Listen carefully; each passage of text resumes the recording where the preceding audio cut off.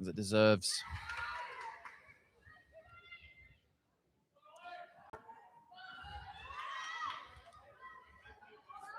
Start off with a through ball. Peyton Smith's there to collect it.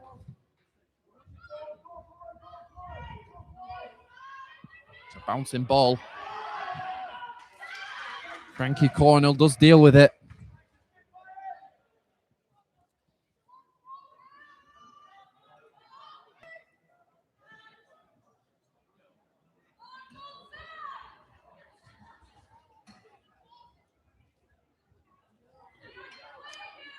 If the manager's down on the touchline or anything to be believed, it's a long throw, and it is. Oh, wow. Certainly in the mixer. It's flown right in there, and it's a fantastic finish at such a tight angle. What a finish, James. Yeah, it's quite a remarkable goal. I mean, how they've managed to squeeze it in from that angle. It was a great throw-in to create the chaos initially. And then, yeah, it's squeezed in. It's off the post and in from such a tight angle. And, yeah, wow, what a start to this match. Yeah, number 23 for the Spitfires. All came from that throw-in as well. Very long throw in that. Yeah.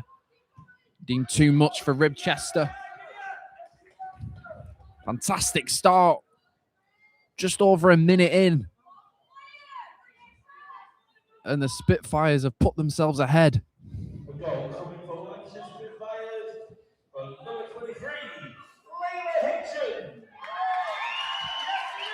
Layla Hitchen, the goal scorer.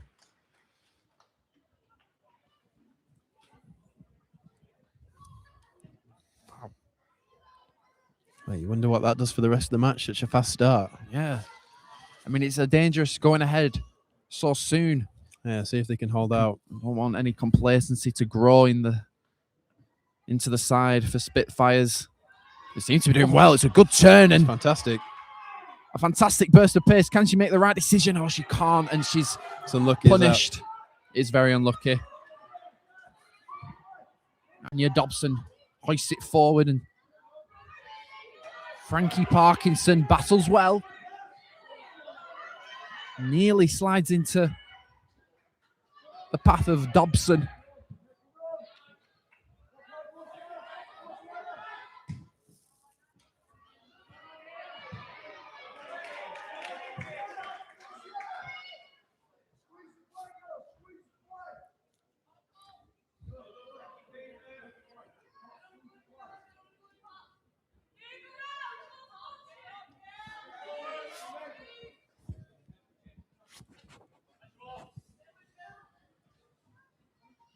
Frankie with a launched ball. It's a great header.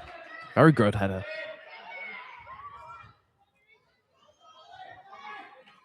And Jones battling well, but does fall into the possession of Spitfire, who just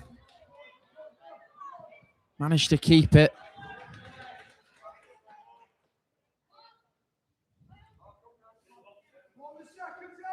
Wow. Right into a very good area, just no Spitfire bodies on the end of it.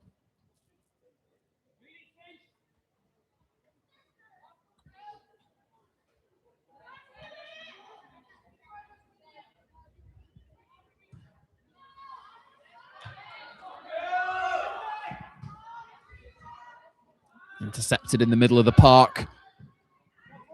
Spitfires looked to spread it, but Frankie was equal to it.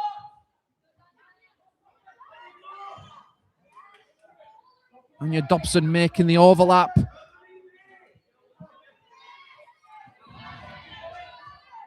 She battles well. The fans getting behind her. Hopefully the fans in the stands can help spur them on. Be that 12th player for Ribchester, or went behind early on, only a minute and a bit in. Yeah, I mean, it's been the fast start. Both sides going out. There's some nice battles all over the pitch in these early stages.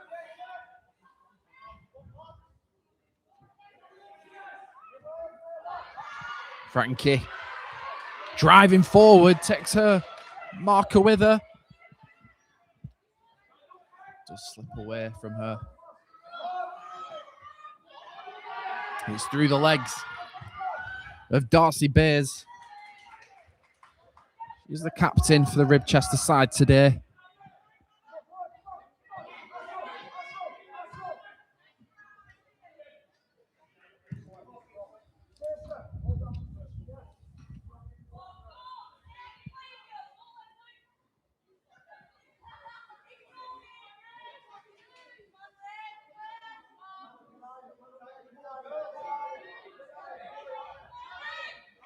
We get to see this long throwing again here. Yeah, very dangerous, as we've seen with the first goal. Wasn't a mix-up at the back, and what a fantastic effort from Layla Hitchen to squeeze it in at the far post.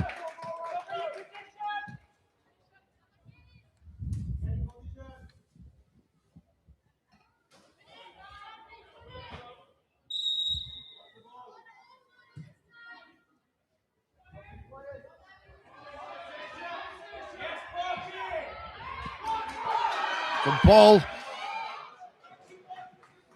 It's not in the path of Anya Dobson. It's making a darting run on the right-hand side.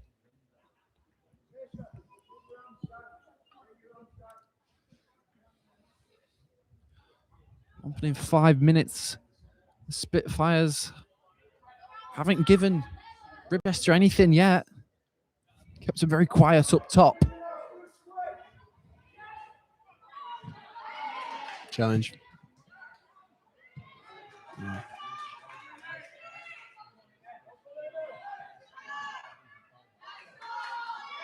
The only chance of this game really was that goal.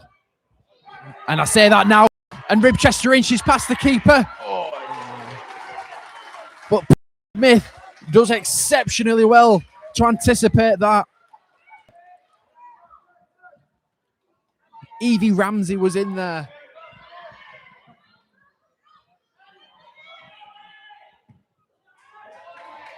Defence splitting ball. I was just saying earlier with them not being a lot of chances, and bish bash bosh before you know it, Ribchester were in. It's quite a nice ball. Oh, just too much on it in the end.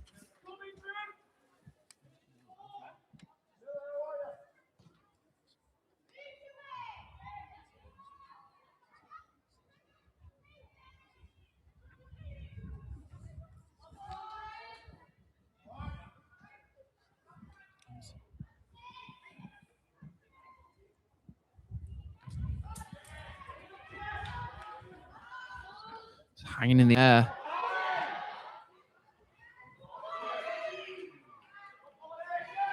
Dobson.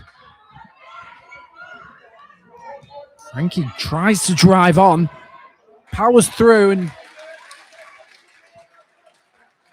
not won the throw-in, but just gain a few yards for a team. Whether I say that, Spitfires can unleash this long throw-in. Wow. Some distance on that, like. Very much so.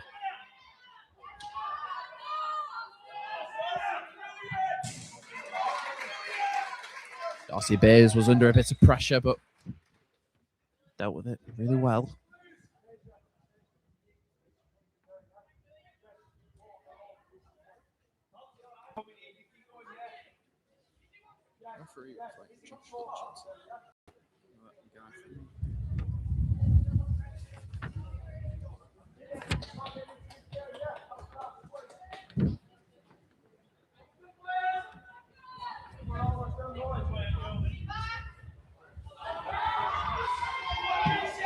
Turnover in possession, and there's a long ball in there, and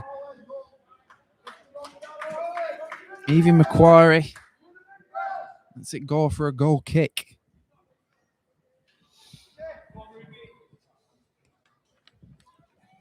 I think the game's just petered out slightly after that fast start.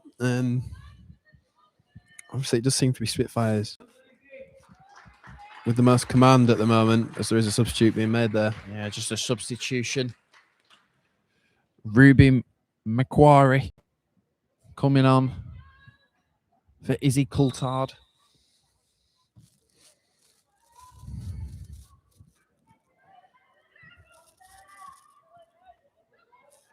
Yeah, as I was saying, Spitfires have mostly been in control, bar that chance that Ribchester had where it almost went around the goalkeeper there. Yeah, huge chance for Ribchester. Just Peyton Smith was just equal to it. That's what you want from your keeper, staying alert.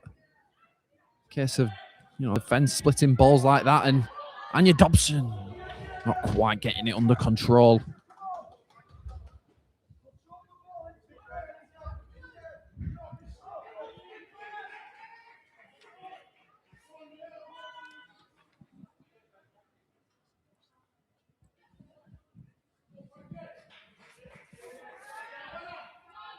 Okay, Cornell, the throw in, and it's in there for Ramsey, and she's battling well.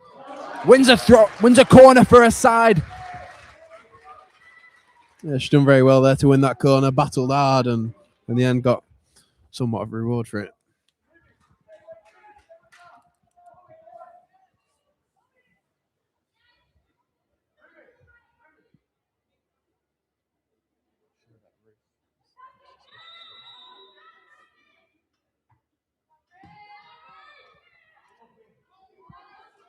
Ball lands in the roof of the net.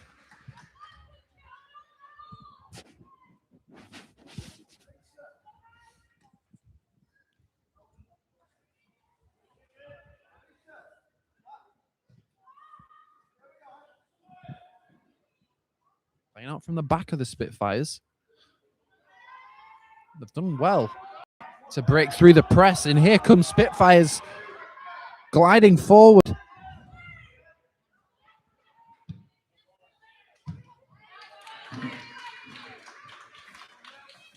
I think Frankie Cornell's done really well on that right-hand side, playing right back just to nullify any attacks on that side. Seems quite equal to every ball that comes their way.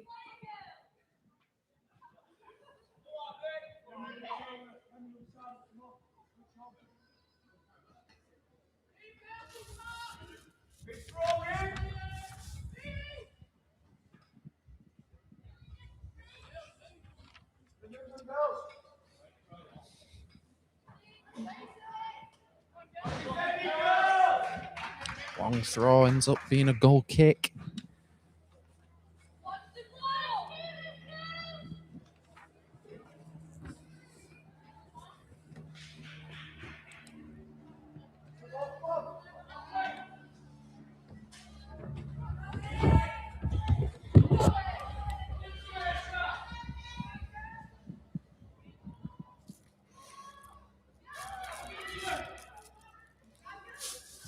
All the way back to the keeper, and it's quite a high press from the Spitfires. Yeah, they've got a lot of energy about them. I think Ribchester have done really well to wriggle their way out of that. Hoist it forward. Not quite the hold-up play that she'd want. Down the line, tries to find Layla Hitchen.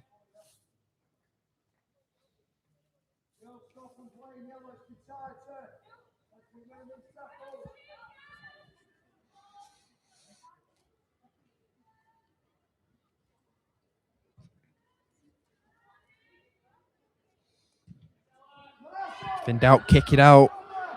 Definitely running through the mind of Arisha.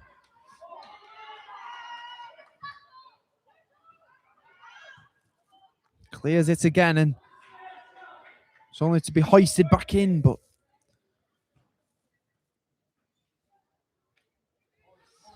Spitfires could not quite get on the end of that.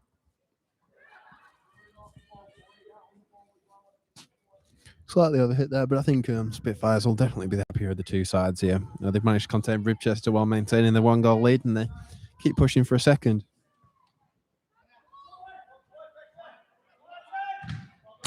Yeah, it just seems any attack Ribchester try to form, it's the Spitfires just shoot them down.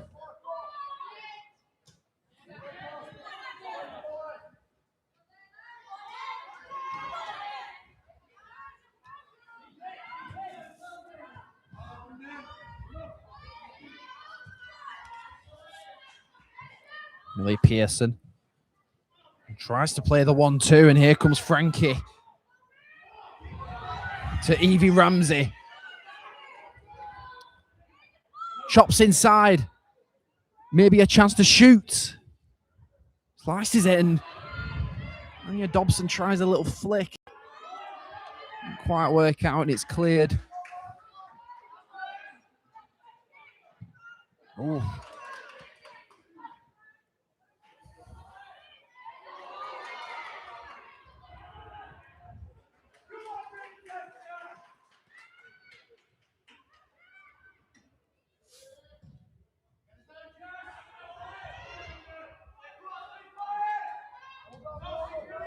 Risha over the top ball. It's worked before. They did put Anya Dobson through on goal.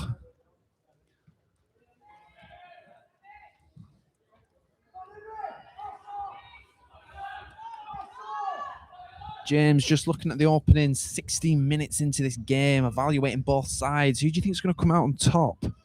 Well, at the moment, I think it's hard to argue with Spitfires. I think they're flying at the moment. They've scored that opening goal after just 2 minutes, and then they've really held the pressure on. Ribchester have tried to break through that defensive line a couple of times, but I think with characters like Jess Gizon in the back line, they've held tight, and really, they're good value for their lead. I expect them to score again soon.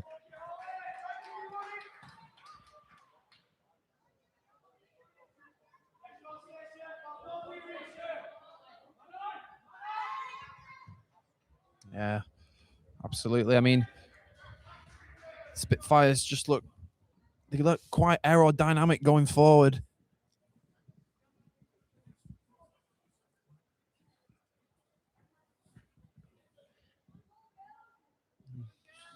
Let's have a drop ball. Launched forward again. Good battling in the middle of the park between the two players. It's another tempting ball. Evie Ramsey. Ooh. Challenge. Good use of physicality there. Yeah, uses her body well. Referee agrees. A lot of people in the stands disagree. Felt it was it's getting a bit physical now. Yeah, both teams going at it. Very much like a war zone for a second then.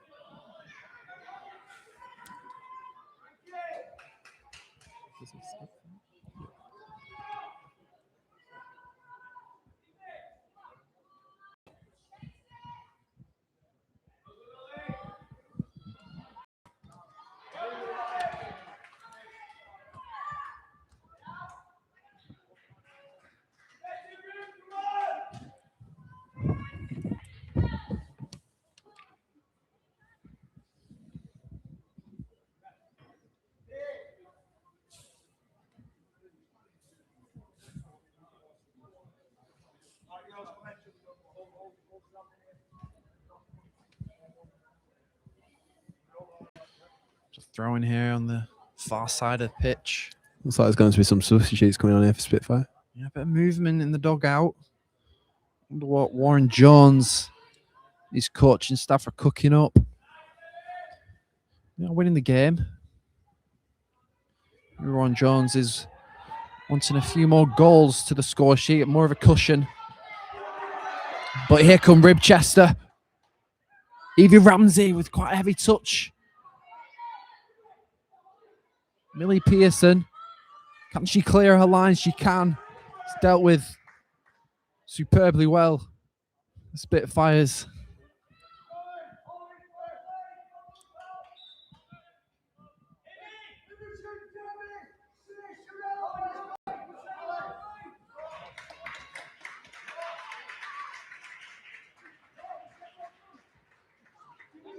Yeah, it looks like a quadruple sub. Change, yeah. Warren Jones definitely taking advantage of the roll-on, roll-off subs, which will be key in this game where it's a massive pitch and you need a lot of fresh legs and good recovery periods where your best players can recover and play to their very best when you really need them. Ellie Acton also entering the action. Yeah. Number 19 there. James, how important is in-game management, especially at a stage, a cup final like this? Yeah, well, I suppose this is the one where you want to use the squad to its max. I mean, to be fair, I think they've used the width of the pitch really well. It doesn't look to be too many tired legs, but I suppose it's a great tackle that. I suppose as the game goes on, it's good to rest some of those key players. That's the thing about taking advantage of the roll-on, roll-off subs, because those key players can come back on when the defence is a bit tired and really wreak some havoc. Absolutely. Couldn't agree more. And good turn from Spitfires, but they propel it into the box, only into the hands of Evie Macquarie.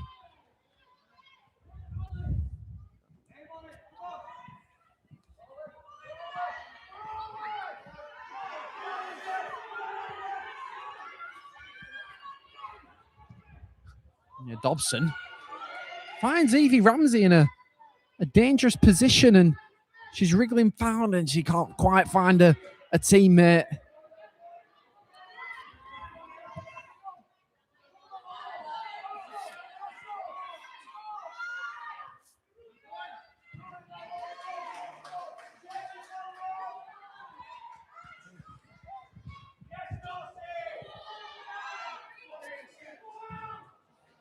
Plenty of challenges flying in, isn't there?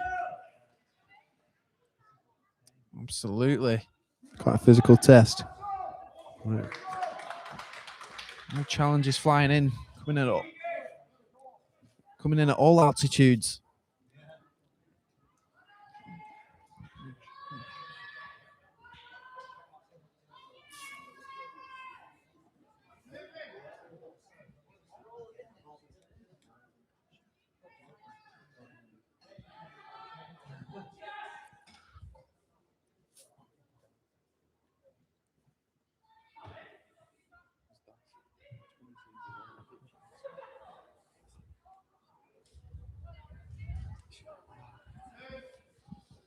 Looking like an out-swinging corner. Can they offer anything from this? It's a really good ball. Header. Oh, and it's just over the bar. So it was unlucky. Lovely header. She leaped.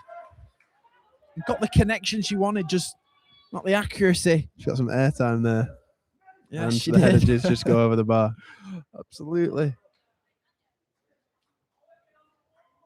Another substitution there. For a second, I thought she was an actual Spitfire. Genius. Okay.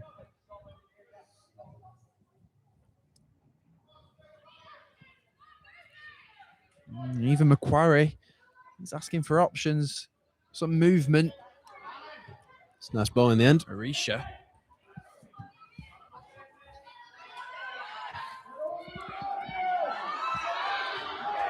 It's a great move. Ribchester and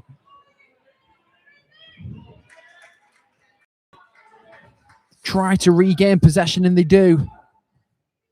Oh, the amount of times this ball has been lofted up high.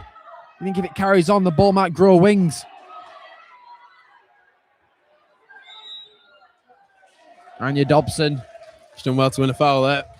She's done exceptionally well.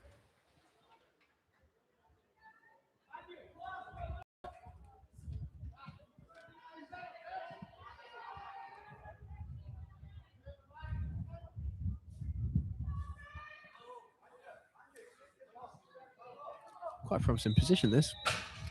Yeah, we'll see what Frankie can deliver. It's a good It's one. in there. It's whipped.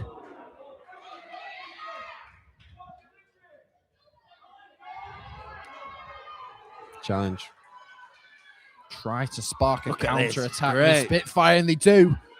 It's on now. It's options ahead, and good decision-making from Evie Macquarie to come out of and come off her line.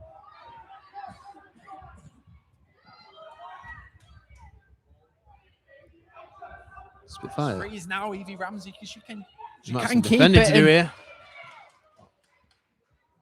Not quite working out for Ribchester at the moment. They are making more advances, though, in this final third, which they struggled to do quite early on. It's definitely opening up a bit. Absolutely. She has a shot and wide of the target.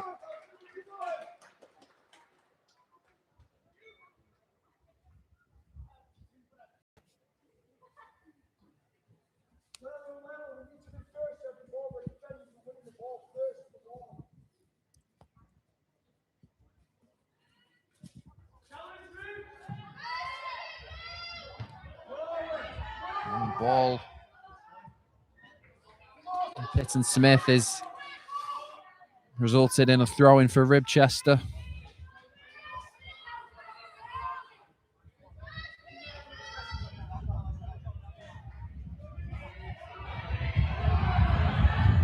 Evie Ramsey's in behind now. Tries to square it from the byline, and she wins a corner for her side. James, how good was that move just then? It was a fantastic move there from Ramsey. Just managed to get round a player and then a bit unlucky with the ball. It's some good defending there to keep the lead intact, because if there was anyone in that box, sure it'd be 1-0.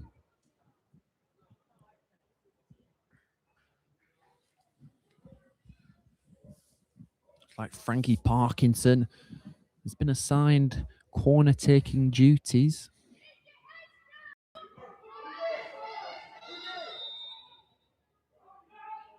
Anyone meet this ball? It's in there. Ends up being a goal kick.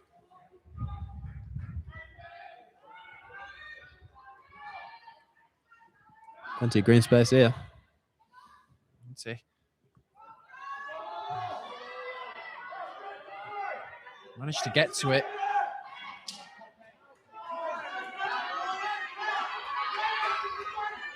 Oh, and it's good physicality from Frankie. It's a lovely ball as well, actually. Oh, there was a tempting ball, and Evie Ramsey was through then.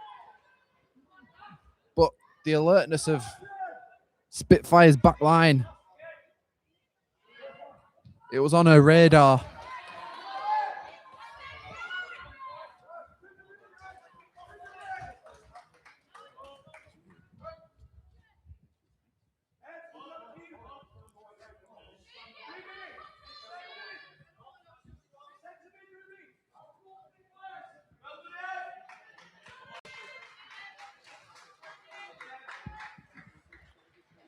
Substitution here. Evan Jones comes off the pitch for Maddie Howarth.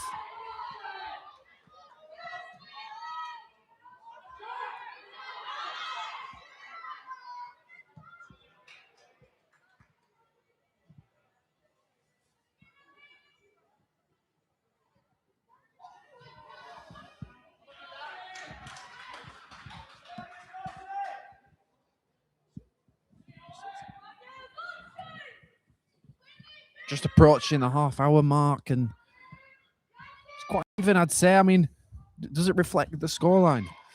Yeah, I think Spitfire's still good value for their lead. Although Ribchester have definitely been going into it. There's definitely a pendulum swinging, I think, and they've had a few nice little passes, nice little breaks away. But yeah, I think Spitfires ultimately look more clinical. They look better going forward, and that's why they're 1-0 up ultimately.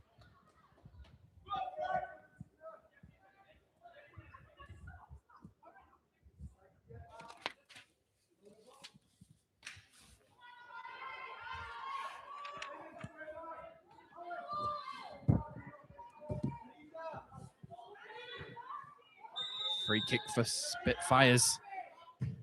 Launched in there. It's a dangerous for the keeper, but even Macquarie didn't worry her at all. Didn't tremble.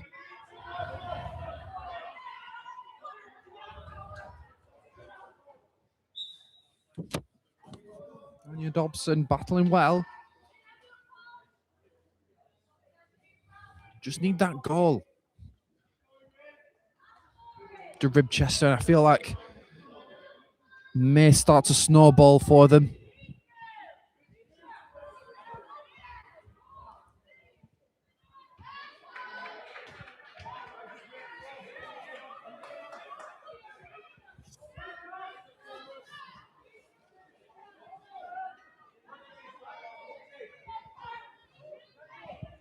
Frankie. In there. Ribchester bodies. It's back to Frankie. He doesn't put it in such a bad area. Just no one there to really meet it.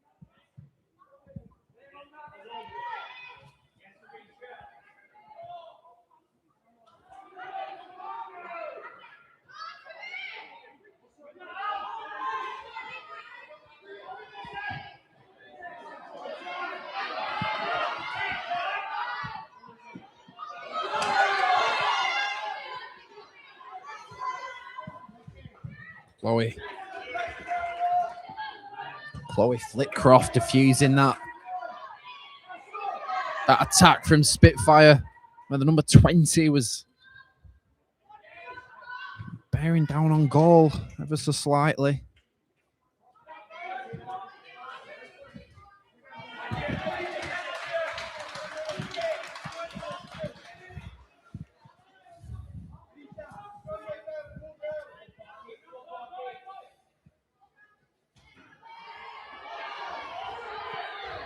Challenge. What a brilliant challenge from Frankie. I think she's been a real... Yeah, Frankie Cornell's been excellent this. Yeah, she's been a real rock at the back for Ribchester. She's bringing that physicality to the side.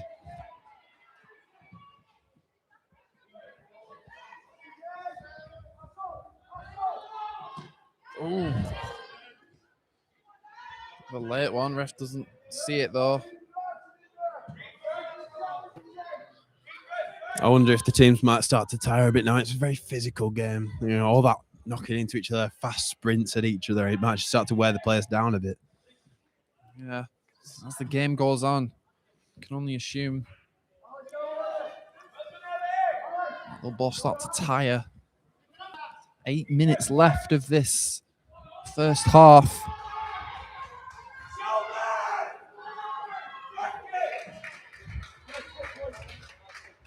And it is 1-0 to Lancashire Spitfires Girls Club against Ribchester Rovers Girls under 15s. Here at the Highbury at Fleetwood Town. What a fantastic venue it is. It's treated us very well all day, hasn't it? Yeah, it's been a beautiful, clear, blue sky day here at the seaside town. It's another chance. It's blocked.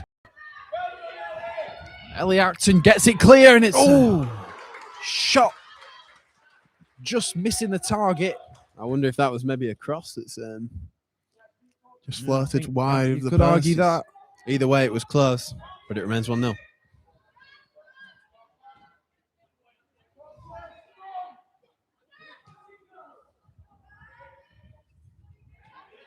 Pressure at the back, and Spitfire deal with it superbly well. Play. Fantastic From play. defence to attack. Spitfire have space on the edge of the box, and it's cut out by Chloe Flitcroft. Still on the ball, Chloe. Finds a teammate who drives it forward. She goes for glory and into the hands of Peyton Smith.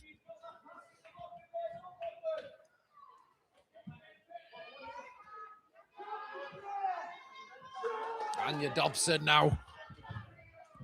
Very physical player, very tough strike to deal with. Yeah, I feel like if there was going to be a chance, I think she'd be involved. I'd agree with that. Thank you.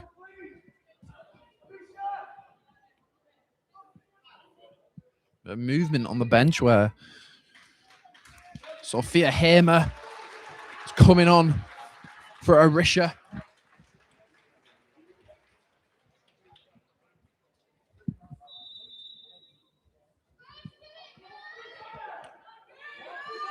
Frankie.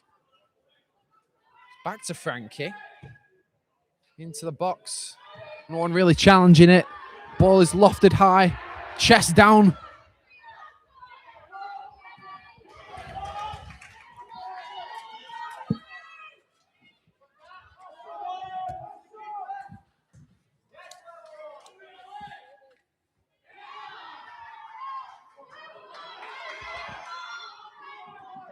Frankie using her body really well again. Look at this. Lovely turn. Just got to know when to release it.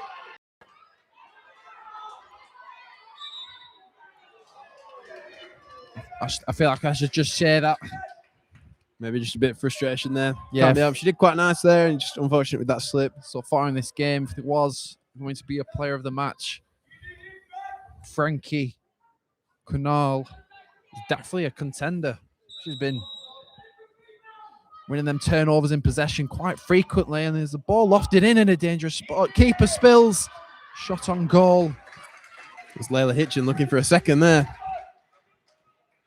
Yeah, we can't forget her magnificent goal. Anya Dobson's on there if she wants it.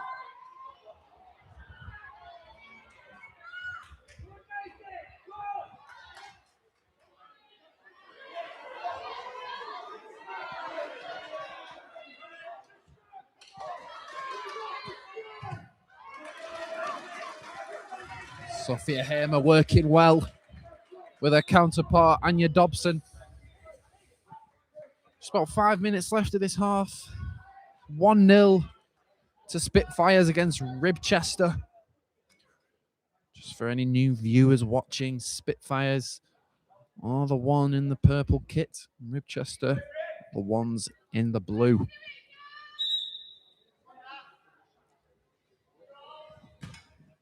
Anya Dobson It's quite well to keep that in. keeps it in pretty well. Challenge. Good challenge. Dobson's Frankie through it. Parkinson, and here comes Anya Dobson. Good run of play.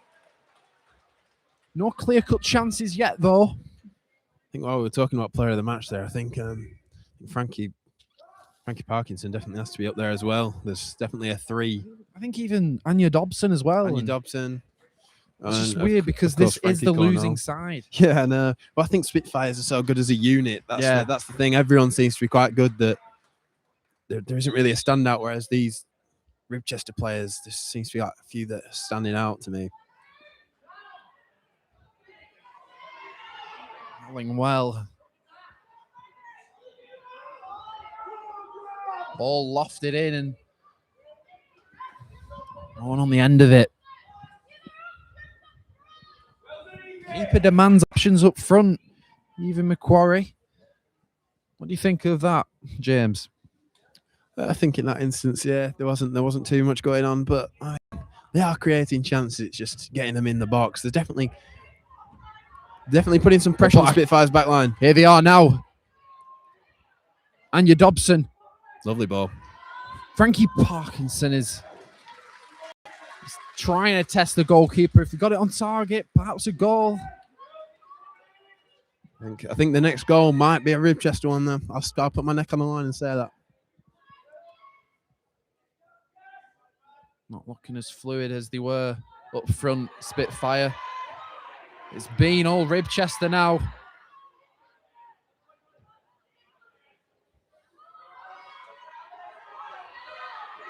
Good challenge. Winning turnover in a good position. Evie Ramsey uses her body well.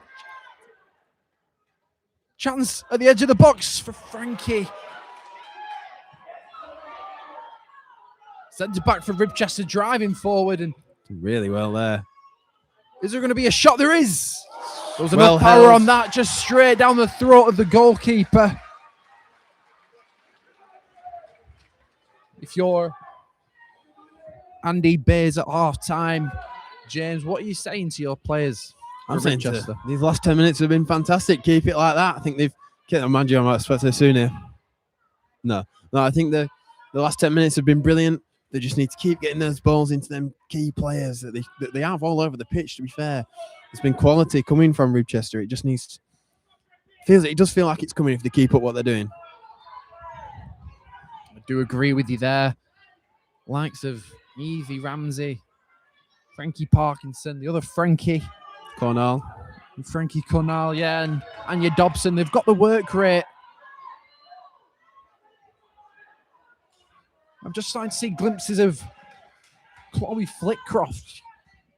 Been amongst it all. Here come Ribchester. Anya Dobson. Can she pick out a pass? She can. Evie Ramsey. Anya Dobson keeps it in and swinging in the box. Evie Ramsey just not in the right position at the right time. So physical. It's so good to see. Another substitution. Arisha coming back onto the pitch.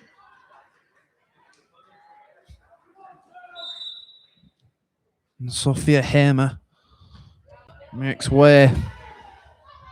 Flitcroft. Doing really well at the back.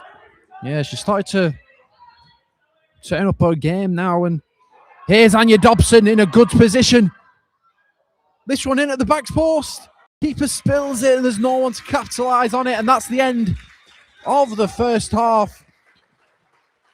Lancashire Spitfires 1, Ribchester Rovers 0.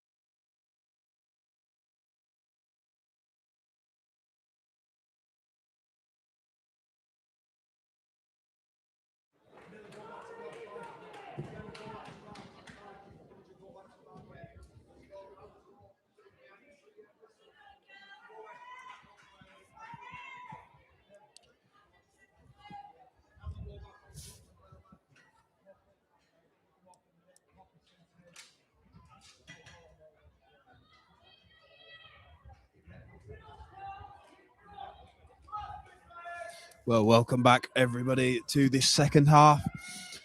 I'm your commentator, James. I'm joined by Isaac Hunter as my co-commentator, and you join us for this cup final here at Highbury, Fleetwood Town. It's Ribchester 0, Lancashire Spitfires 1 here. It's a very tight encounter. If you were watching just before the halftime whistle, you'll know that Ribchester were really growing into this one. And despite the scoreline, they are definitely pushing for that equaliser. We're about to get underway here with Ribchester in the blue and the Spitfires in the purple and yellow kit. Off we go.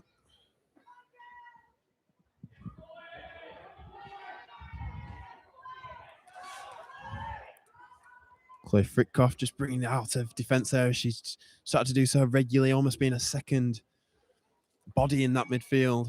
And she runs out the back line. She puts some pressure on the ball here now.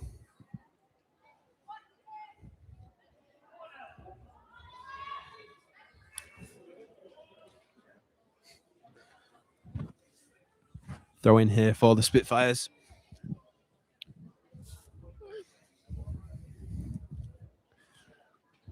Well, it was about this early into the first half that Spitfires got that first goal. Very, very early lead. How do you think they've performed throughout that first half? The Spitfires? Yes. Yeah, I think they're ready to take off. Now, oh, what a save! But it's gone in anyway. 2-0 to Spitfires, and just as we were saying, it was about this early on that they scored in the first half. They've done exactly the same in the second half. 2-0 to the Spitfires. And wow, how's it been coming? I mean, you said they did exactly the same thing. Well, they've done exactly the same thing there with another long throw-in. Exactly the same. Early on in the first half, just over a minute again. Spitting image, obviously not as good as the first goal, but Spitfires will take what they can get. Like I was just about to say, they're ready for takeoff. And they took off. All right. 2-0 to the Spitfires there. And we'll see what Ribchester have to say about that. Goal coming for Lancashire Spitfires. Number 12, Ellen Miguel.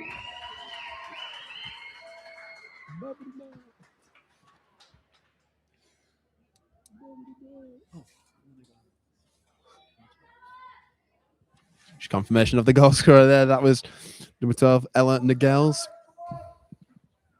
Starting in from that throw in to poke it home.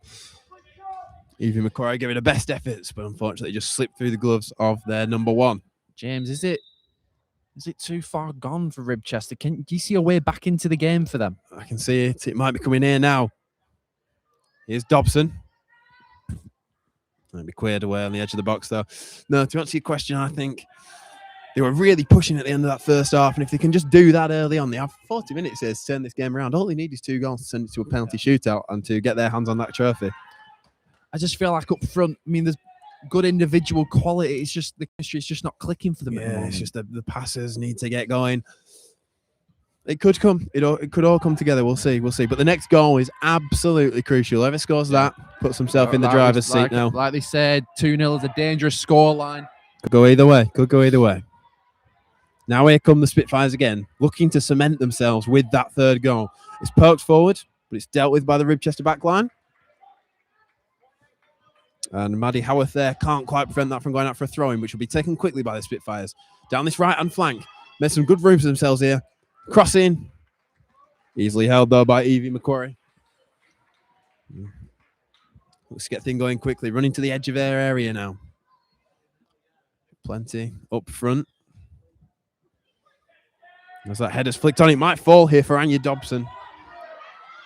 It's great physicality. We were saying just before the halftime whistle, what a physical game it's become, hasn't it? Oh, yeah, it has. That one a bit too physical. Just showing there. Anya Dobson, she's been really Tough customer. working hard. Yeah, Tough customer indeed for that back line. That work rate she's shown. It's not just that first half thing. She's carried it on into this second half. She has indeed. Hopefully, it can turn into some goals. I think I'm seeing a bit of movement on the there's bench. some things happening down here. Right, that's Maddie Howarth. Apologies, coming off for Ribchester there. To be replaced by Even Jones. And the other substitute. The substitute there is Ruby McQuarrie on for Izzy Colthard. and they will join the box as this free kick is looked to be swung in from the right-hand side. In fact, it will be the substitute, Coulthard, running over to take it. Good position, this. It is. Still in there.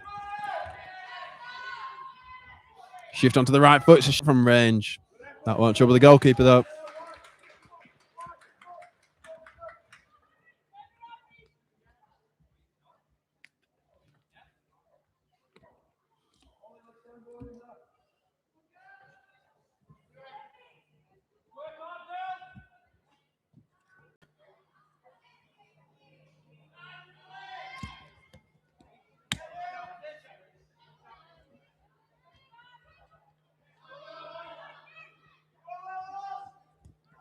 Spitfires building nicely here from the goal kick. And as I say that, the ball breaks. Now it's Coulthard swinging it forward for not for Dobson, excuse me, Parkinson. And it's a good challenge, though. That defence has been so resolute for Spitfires, hasn't it? Yeah, just more evidence there of Frankie Cornell.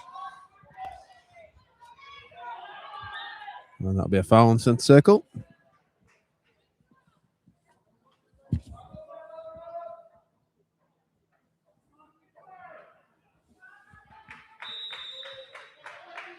Just for any new viewers watching, it is 2-0 to the Spitfires. The Spitfires are in the purple kit and Ribchester are in the blue kit. It's a shot from the edge of the box. Well saved. Yeah, the goal scorers in this one. The first was an unbelievable goal, really, from quite a tight angle from Layla Hitchson before Ella Nagols just at the start of this second period made it 2.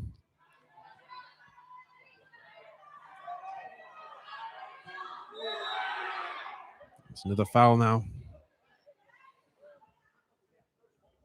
in this encounter.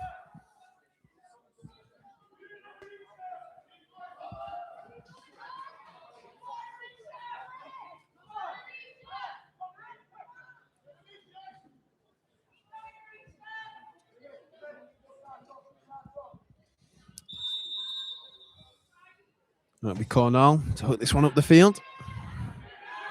Well headed away, though. Shots handball there. Not given that.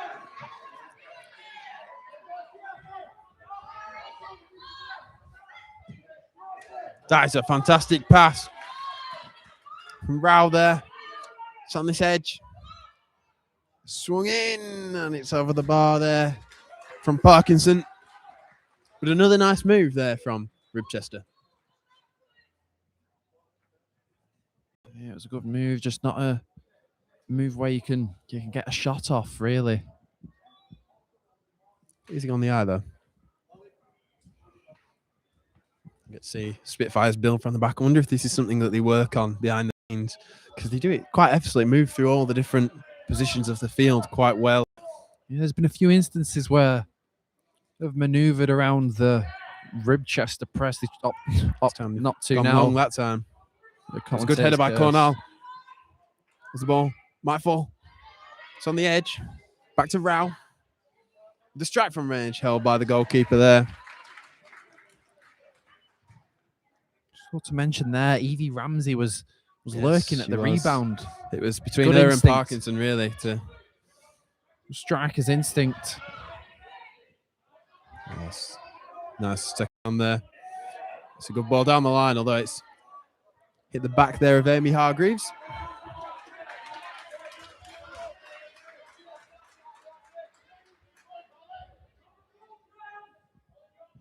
Looks to be more movement on the bench. 3 looking to come on. A lot of movement. We're talking 6 substitutions in total for both sides. This is Tia Barrett. Darcy Bays, the captain. And Olive Warren entering the field of play.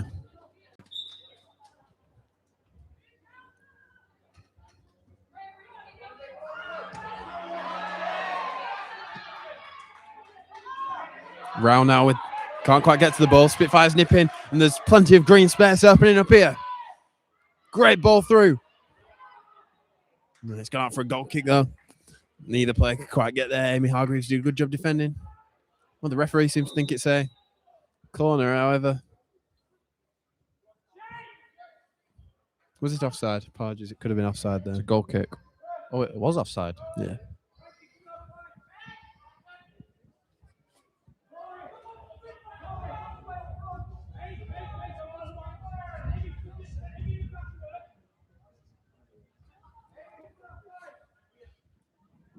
Confirmation of those substitutes I mentioned just earlier coming onto the field of play now. And they're replacing Frankie Parkinson, Amy Hargreaves,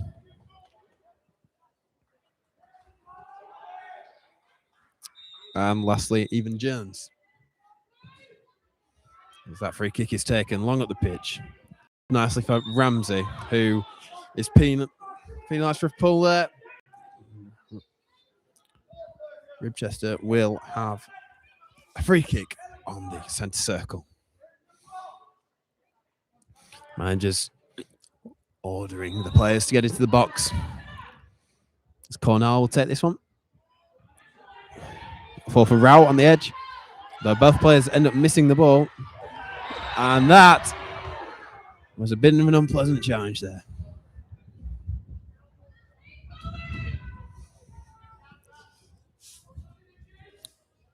For any viewers here in this cup final here at Highbury in Fleetwood, there's Ribchester 0, Lancashire Spitfires 2. As things stand, if they can hold out for half an hour, Lancashire Spitfires will be the champions Of the world. It's like Freddie Mercury's here. Spitfires really want to consolidate it. Despite being 2-0 up, they're happy to attack. As that's a nice ball down the channel. Swung into Cornell with some good defending there. Yes, we got out. Rao clears.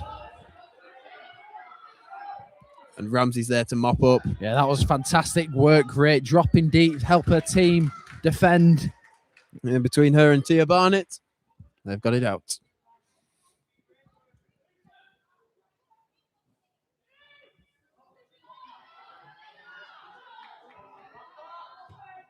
Ball in there is Flats. Teasing. It's a nice turn to deceive some players, and there's some challengers flying in there. It's now Rowe. Knocks the ball up. It's cut out well. Ramsey has time just to bring it under control. An unfortunate bounce there for her, but she's got it back at her feet. Cornell. Nice little ball down the line for Dobson.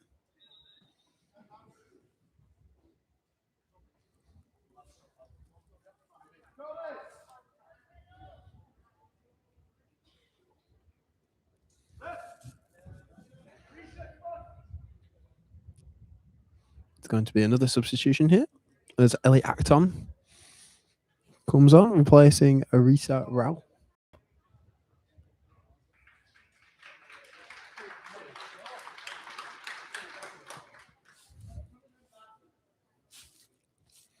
It will be a free kick just over the halfway line.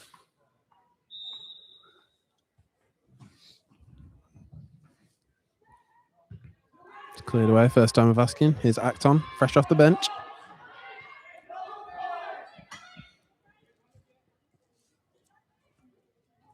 Ball shifters. Referee says play on there. Just a coming together. That's not a bad ball at all. It might drop in the 6-yard box. Well, it was unfortunate there for Coulthard. Couldn't quite get under control. 6 yards out, bounced in the air, and it got cleared away quite easily by Spitfires in the end. Sorry, just a very, very good ball. It was a good ball. Very teasing cross. Yeah, to find. There's Coulthard in there. Yeah, Izzy Coulthland.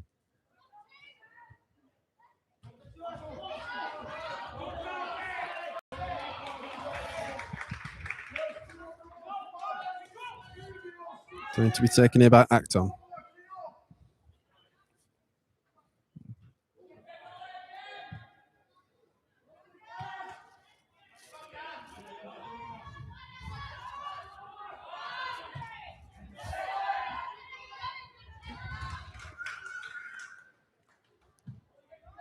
Dobson.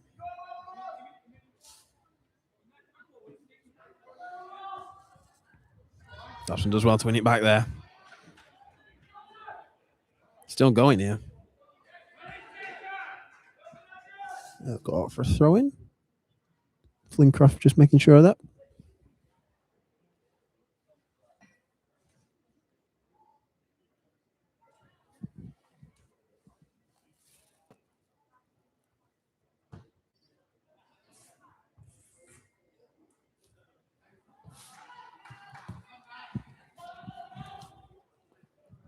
Canal's ball upfield is just touched down to Acton. She's got a wall of purple ahead of her, unfortunately. But it's nice overlapping play on this right-hand side. Dobson trying to fashion some room.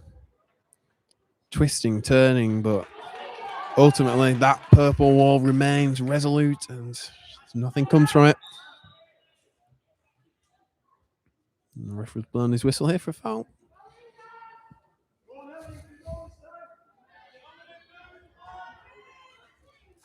Going to be Cornell to take it. Just on the edge of the centre circle. Almost an hour in here. 2-0 to Spitfires against Ribchester.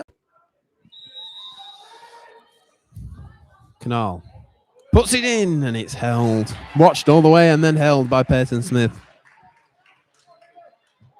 who unleashes the ball on this far side with Imogen Hull. Sends it down the line. The goalkeeper's in two minds whether to come out and does. Evie McCory there making the ball hers. She wants to get it going quickly. 20 minutes remain here.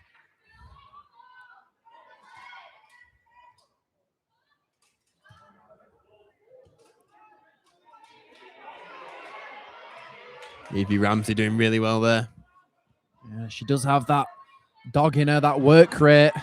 Evie Ramsey.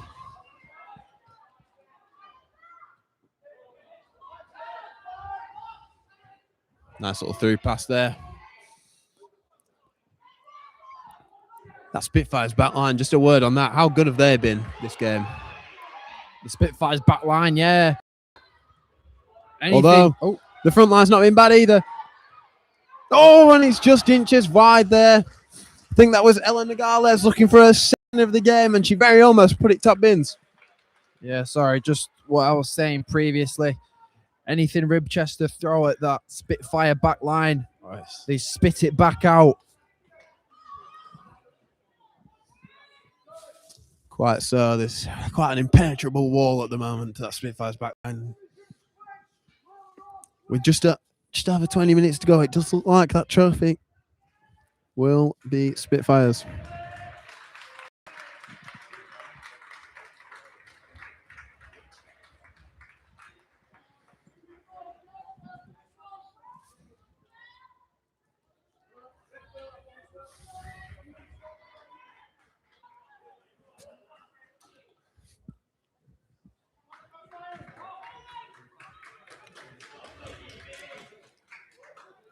Substitution, Evie Ramsey has come off for Frankie Parkinson. Parkinson back on. Looks Yeah, like they might have gone with two up front there. It's quite important you rest Evie Ramsey.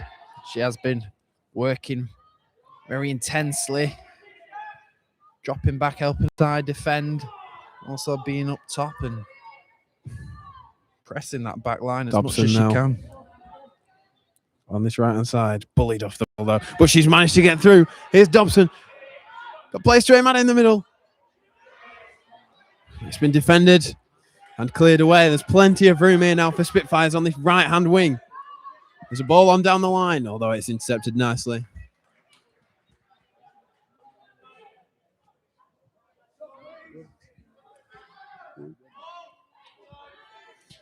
Another substitution here for Ribchester as Amy Hargreaves returns to that left-back position that she held at the start of the second half. I think that's due to injury for Tia Barrett, but they were quick to make the substitution.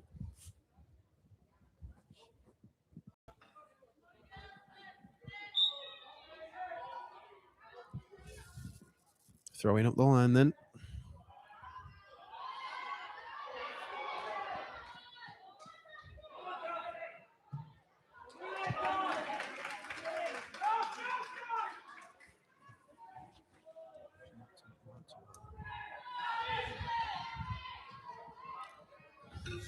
Cleared away there by Darcy Bays, the captain.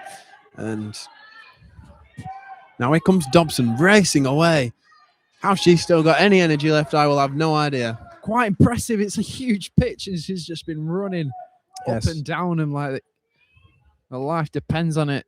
We are, of course, at Highbury, the home of Fleetwood Town, for today's cup final action. Quite the venue, and Isaac was saying earlier, even if you are the loser, in a way you have won, because it's a fantastic day. The occasion's brilliant. The fans have been loud all afternoon, and of course you're at this fantastic stadium. Memories for a lifetime, really. Yeah, just a great opportunity in general, cup final or not. You know, you come away with a great experience, and even now with the performance wise, they're performing at a good level. You know, you're not going to count. You're not going to count Ribchester out yet. I mean, they're still creating chances. There's still 20 minutes left of this game. Still 20 minutes we know left of this football, you know, it can flip on its head just like that sometimes. And, well, we'll definitely see how it turns out. The ball's hooked clear by Spitfires there.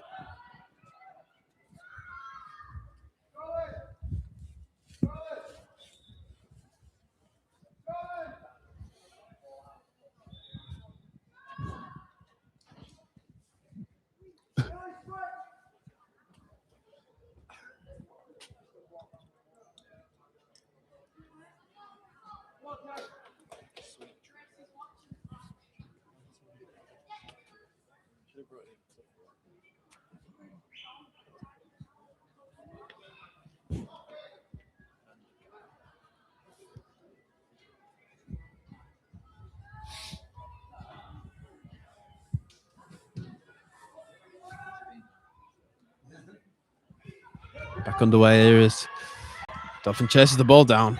Not Dobson, apologies. Parkinson chases the ball down to Dobson now.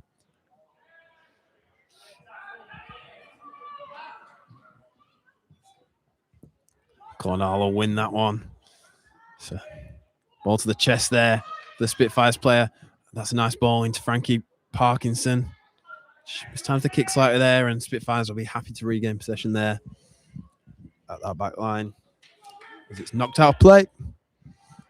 And it will be a Ribchester throw-in with 18 minutes left to play here at Highbury.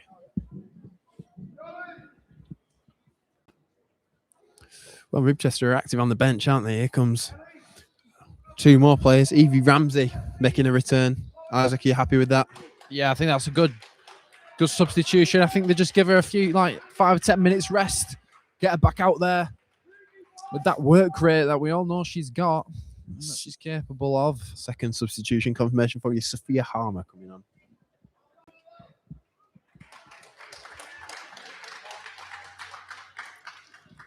Ribchester 0, Spitfires 2 here in this final.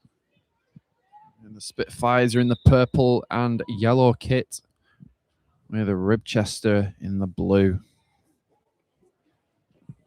Despite the unflattering scoreline, Ribchester have been at it all game, and it's almost seems cruel that they haven't been able to find the back of the net just yet.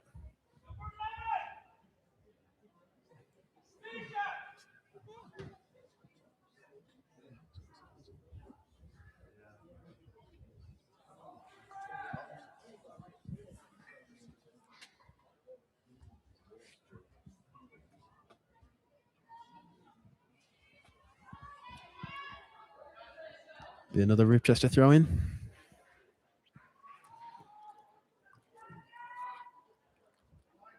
And a third.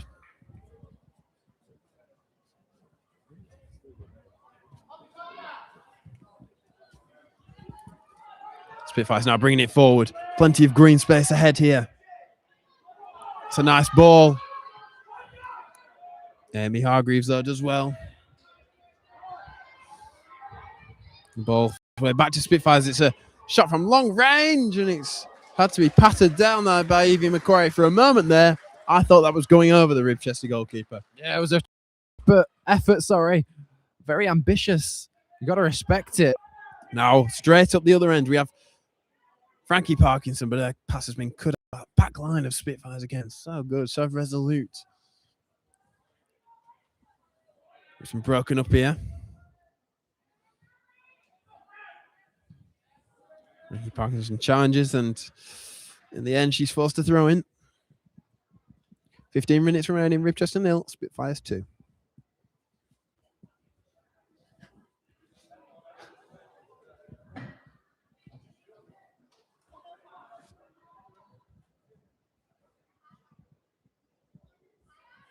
Ball into the box, just trickle out for a goal kick there. One that I'm sure Spitfires will be happy to take the time over.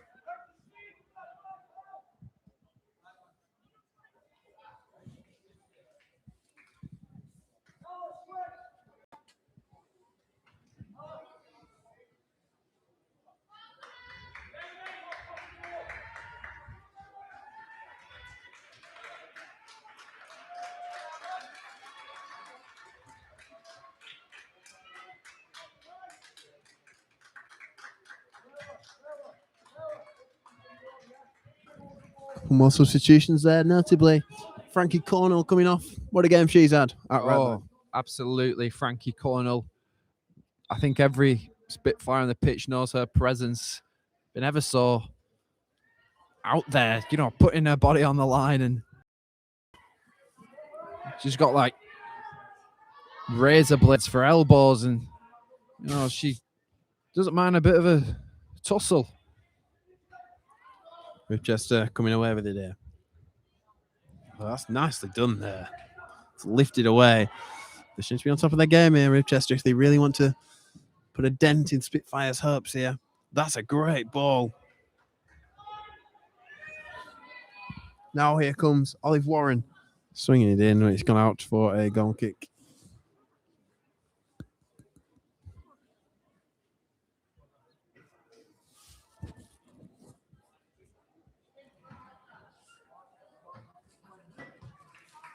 Spitfire with another goal kick here. It's up there looking for Imogen Hull.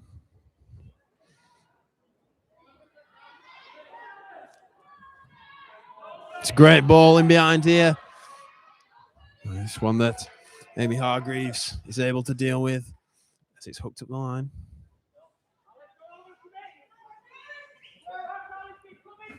Now here's Ruby McQuarrie.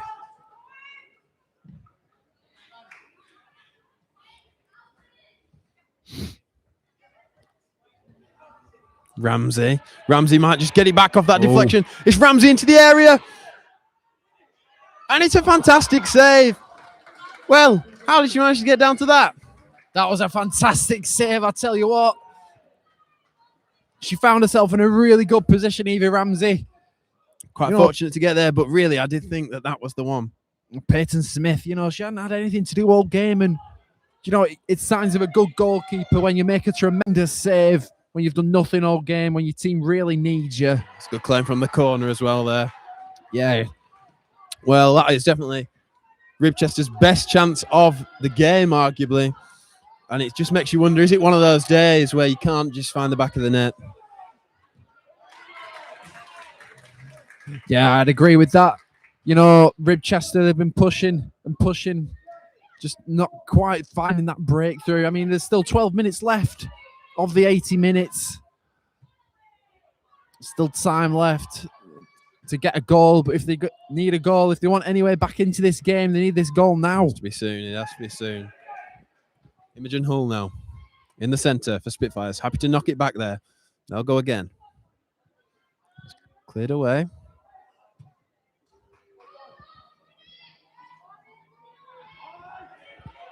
Brought away here by Harmer.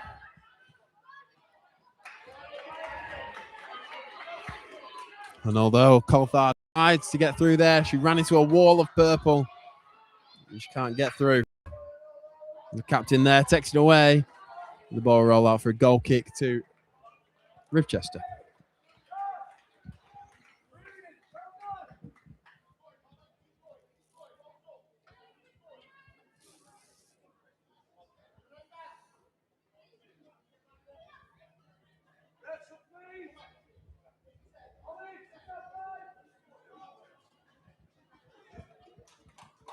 Isaac, have you found Spitfires football eye-catching, or is it quite plain what sort of football they play? Well, both of goals coming from set pieces, you'd say it's a plain. But you know what? They won't be complaining. Will They won't. Spitfires, they're 2-0 up in a cup final. I think they've utilised that long throwing ability so well as well. Both the goals coming from it. Can't argue with that at all. But they've been so good at the back. They know how to get it done.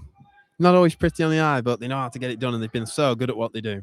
Yeah, they've got a clean sheet as well. I mean, It's just impenetrable, that wall. Once again, proving how hard it's been for Ribchester. It's a frustrating one if you are in blue. yeah, I can count the amount of big chances Ribchester have had on one hand. That's mainly due to the back line of the Spitfires, not letting anything in. Anything. It's going to be a trio of Spitfire changes here.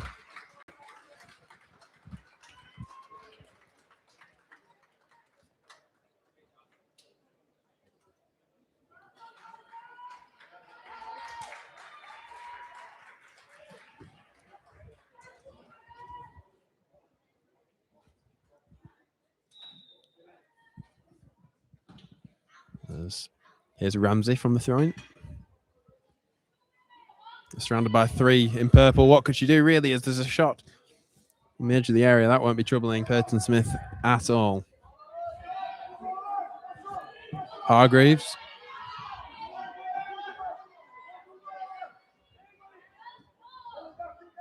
Just knocks up that pitch.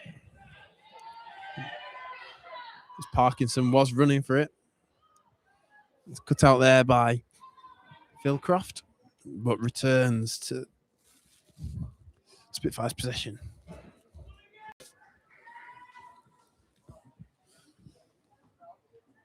Isaac, less than 10 minutes left now. Can you see anything changing here at Highbury? Maybe a consolation goal for Ribchester, where perhaps a bit of complacency from Spitfires will creep in, thinking they've already won it. But I think that's all Ribchester will get. You don't see them turning this tie around?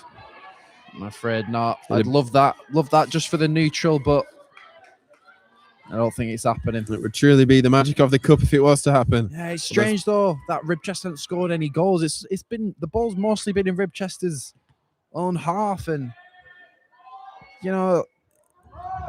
it's not Ribchester's own half. Attacking half. Yeah, attacking half of Ribchester, and you just beg to think that they've done so well, they just can't get it over the line with their chances.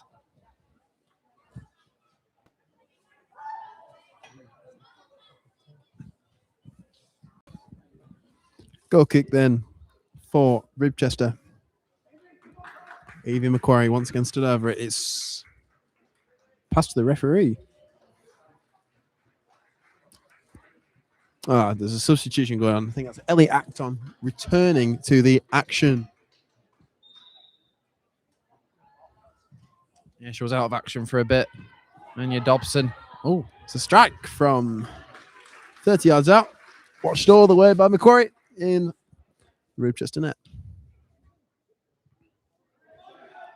And back the Spitfires come.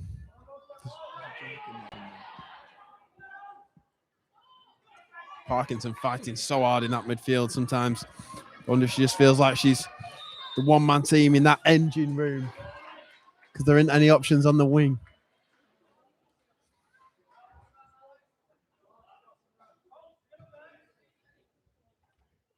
A lot of it is going through the middle of the park. There's a lot of congestion sometimes when the ball comes long, and I think that's what Spitfire's physicality have just been able to nullify the opposition.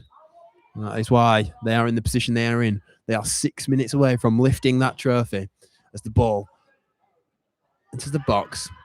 Ribchester with a chance to clear once, twice.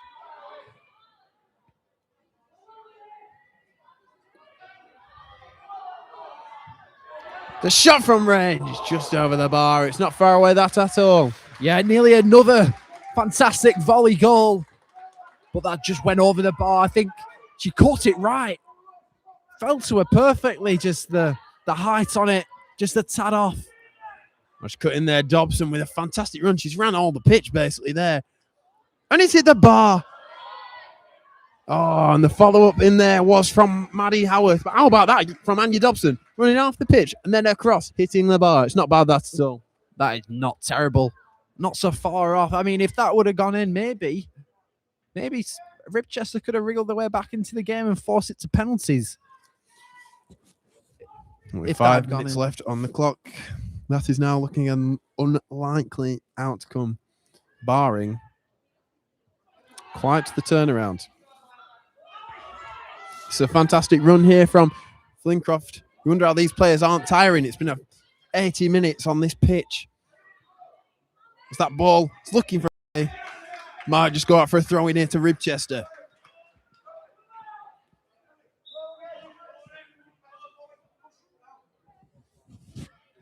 Substitution here for Spitfires.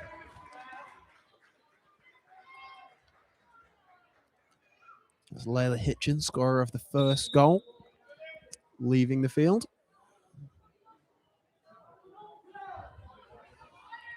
That's a long throw in from Rao. Headed clear though. Hooked back up the pitch. Acton will see that one out.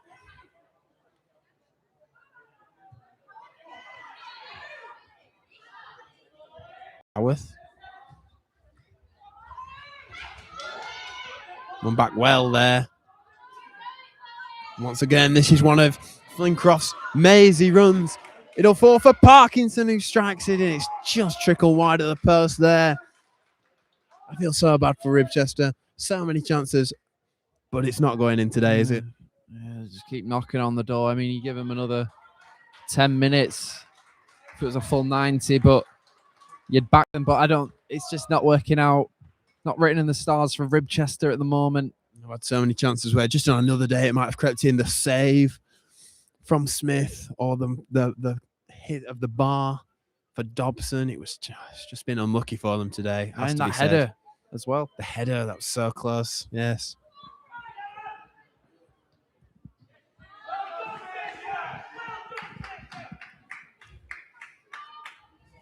I have to admire, despite the scoreline and the amount of time left in the game, Spitfire's willingness to attack. They aren't stopping. Yeah, greedy, but greedy in a good way. You know, why not bury them? They can tell there's a threat from Ribchester. I think they want one more just to really secure it. Yeah, definitely. I couldn't agree more. That'll be a throw in for Ribchester on this left-hand side. Halfway into their own territory.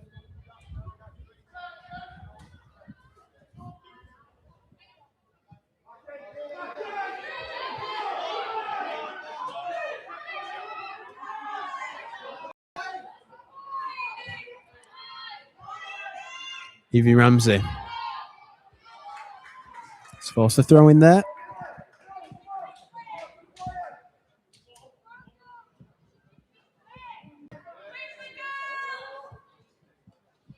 And she's offered herself for this short throw in.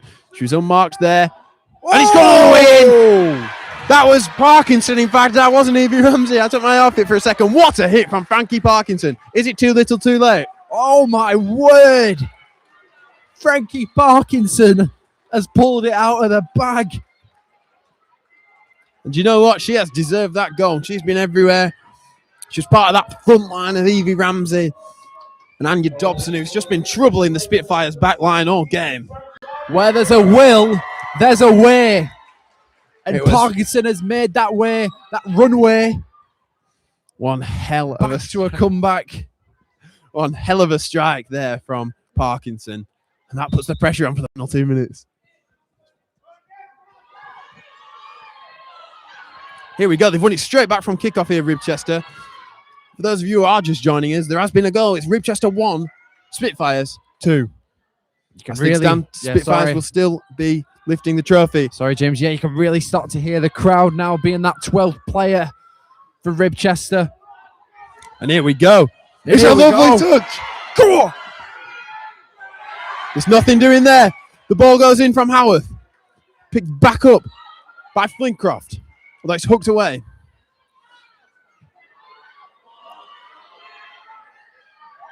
One back on the centre circle. Referee says play on.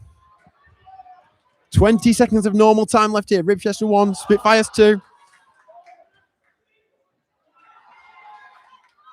So many challenges flying in here. It's just not one side can keep hold of the ball. It's all getting a bit nervy. as Acton just prevents that from going through. Round now in midfield. Sends it up the pitch. The goalkeeper will come for it. And just about pick it up despite the pressure Look at the there. work rate. Sorry, just look at the work rate from Yeah. Evie Ramsey. Evie You know, Ramsey still chasing it in. that's what she's been doing all game, and she'll do it right till the very end. Well, we are at the end of normal time. You wonder how much additional will be played.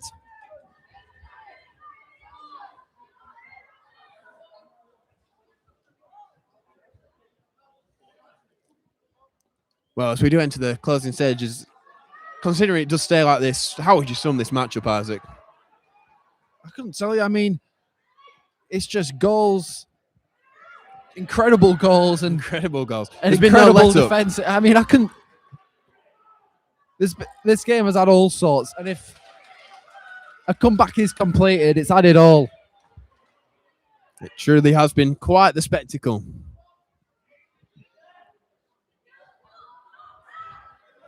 Looks like Spitfire dabbling in the dark arts to try and waste a bit of time here. They'll know that they are on the home stretch, that they will be lifting this trophy very soon. Yeah, we have just played over a minute of added time, and it's not working out for Ribchester. And that is the full-time whistle. Spitfires have worked so hard and they will be delighted with that win. Spare a thought for Ribchester, who tried so hard, pushed them right to the end. Even Frankie Parkinson with an unreal goal to get one back, but it was the 2 goals from Layla Hitchen and Ella Nogales that means Spitfires are the champions. Ribchester 1, Spitfires 2.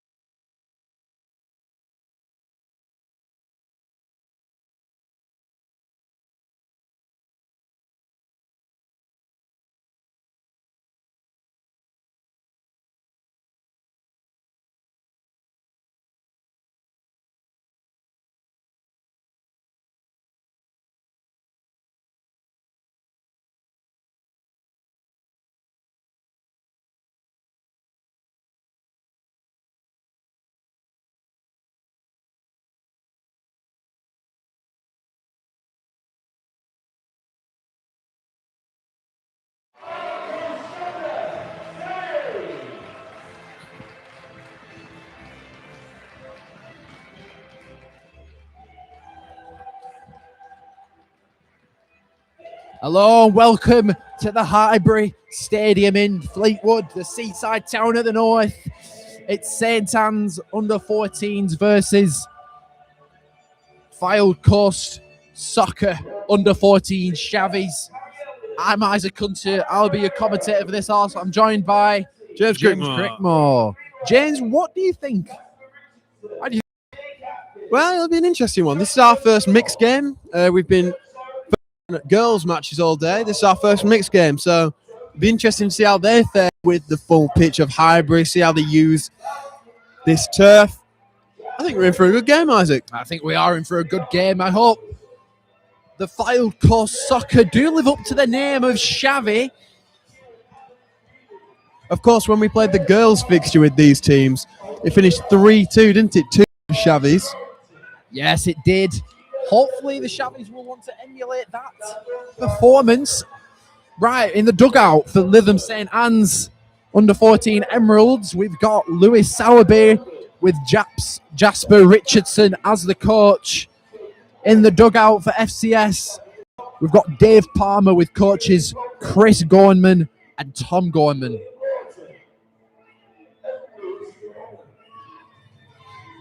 Look, I bet it's a great opportunity for these lads and lasses out here on an EFL standard professional pitch. You know, I bet they've been dreaming about this last night. Hoping for a cup final win. So mark the occasion with a very large pitch as well. It is indeed. James, you know, how do you think the players will, you know, with their fitness levels, do you think the roll-on, roll-off suds will be huge in a game like this, on a pitch like this? Yeah, I suppose at this age, around your 13, 14, I mean, you've got bags of energy. But look, the roll-on, roll-off subs are very useful. It's good as the game progresses, as you can take your best players off, give them a bit of a rest, and when that defence gets tired, bring them back on to run at them.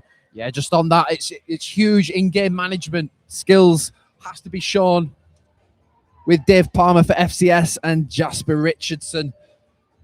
In-game management to win the game would, I think that's what it's down to, really. You know, even down to the tactics, you know, changing the rhythm of the game if it's working out for you. Your players are ready. Are the spectators ready? Okay.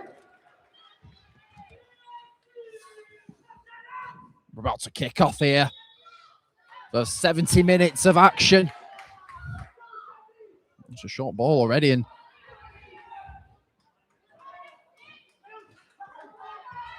attack.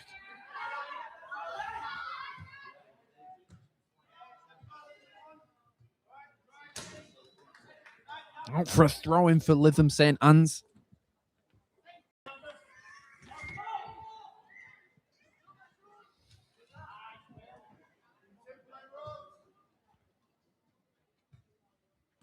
Good play, and trying to play football for St Anne's. I'm just going to say now, the kit colour for St Anne's is purple and green, and SES are in the white and black.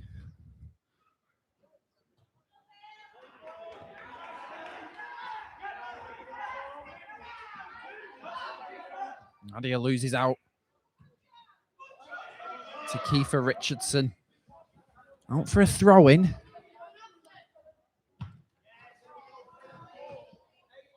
Up top. Nadia now. Doing superbly well. She's holding her own out there and battling well, putting her side in a good position. Out for a throw-in. She broke into the box quite nicely there, put the opposition under a bit of pressure, and she's won a throw-in from it. Yeah, she had two men on her there, and more than enough to compensate and win a team of throw-in. What can they do from it? They lose a few yards towards their own goal. FCS, I think they are the favourites going into this game.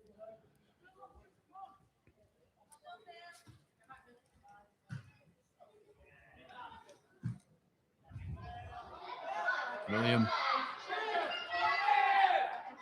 finds Nadia on this left-hand side.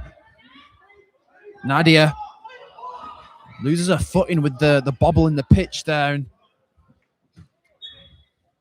St. Anne's clear. Getting a bit unfortunate there for her. Obviously, it was just the ball going into that little divot that meant she tripped over it in the end, unfortunately. Yeah. Not very fortunate.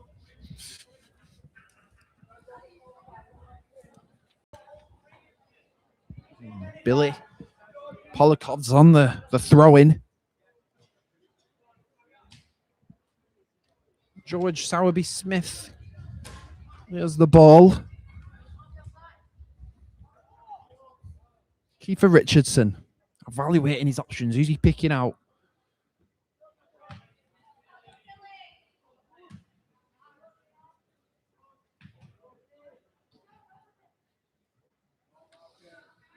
Malcolm Clegg out in space. Looking to test his defender. It's good play with St. Anne's. And Harrison Bridge progresses. Oh, it's a brilliant turn. Oh, just a bit of skill. Malcolm Clegg there with that nice bit of skill. Yeah. Shot is on. Fantastic save. John Joe Shaw with the volley. Not a bad little effort there at all. Caught it very sweetly. It was a decent little save from Kieran Adams-Reevy to get that over the bar. Very much like James Rodriguez in that 2014. Colombia, yeah. yes, yeah. Or even Dele Alli against Crystal Palace. Could argue it. Shades of all those. Very nice shot. Equally good save. Caught it sweetly, yeah. Let's not count the FCS goalkeeper out, Kieran Adams-Reevy. Making the save. You know, you've still got to meet it. You've still got to equal it. And he was there for it. It's cleared.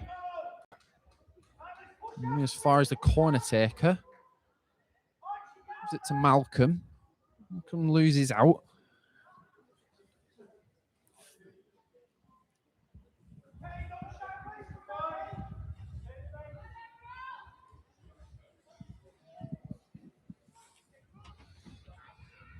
St. Anne's under pressure now. Some real pace there. There's options in the box. Is he going to go himself? He isn't.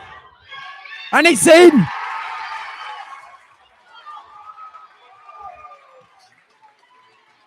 Kiefer Richardson. Up scoring, draws first blood for FCS in this cup. Well, it was a great show of pace there on that right-hand flank. And then obviously the question is if it was Richardson's goal or if it was just tapped in there by Birdswhistle. But yeah, it was a great turn of pace to beat his man and bundled in on the line. Sorry, not Kiefer Richardson scored. It was Caden Butterworth for FCS.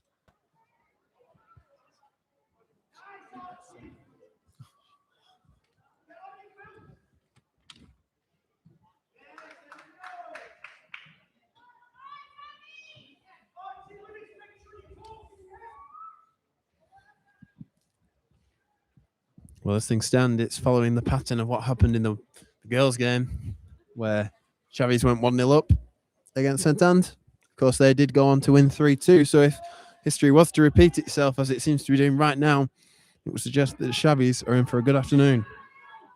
Although, here come St. Anne. Cleared well by Oliver Voros.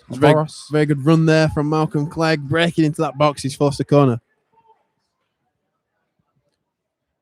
Chance to level things up. So Malcolm Clegg onto the corner. See what they can do. You know, they've both sides, obviously, heaps of quality. They've had to get to a cup final, which is challenging itself. You know, playing multiple opponents, not slipping up. You have to win every game to get here. Both sides have managed to do so, obviously, because they're in the cup final. Malcolm Clegg gets it in there. Number 6 for St. Anne's with a free header. Jamie Greenaway.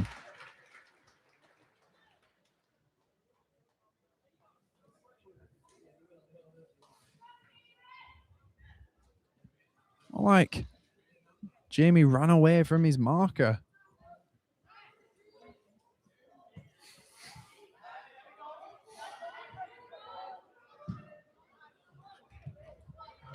Actually, forward is gone out for a corner ball.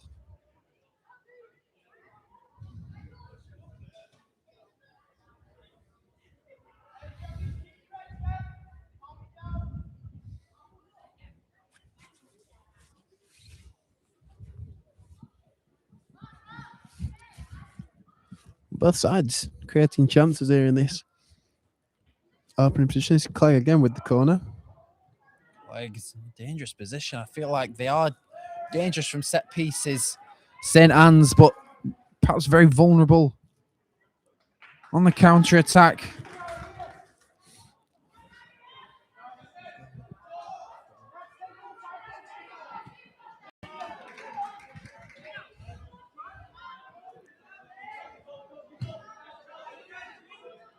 Gino gives a ball for Caden Butterworth to run into the goal scorer, obviously, for the first goal. William Lawton picks him out. It's a heavy touch from George Palmer.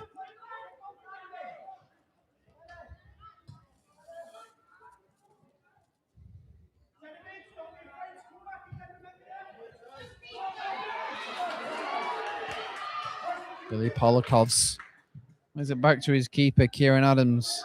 Reeve hoisted up for Nadia, who's perhaps on different wavelengths. She wanted it at her feet,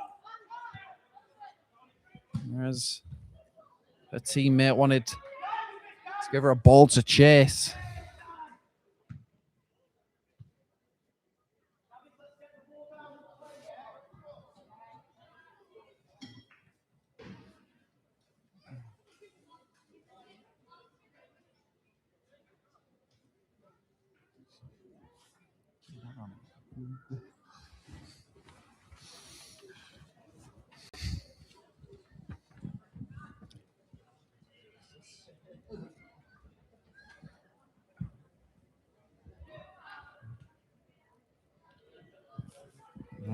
Can it break for Harrison Bridge? It can for Kiefer Richardson. For dangerous ball in the box. It's a flick. Manages to hack it cleared as Archie Warrington hoists it back in. Referee gives it for offside, though, unfortunately, for St. Anne's.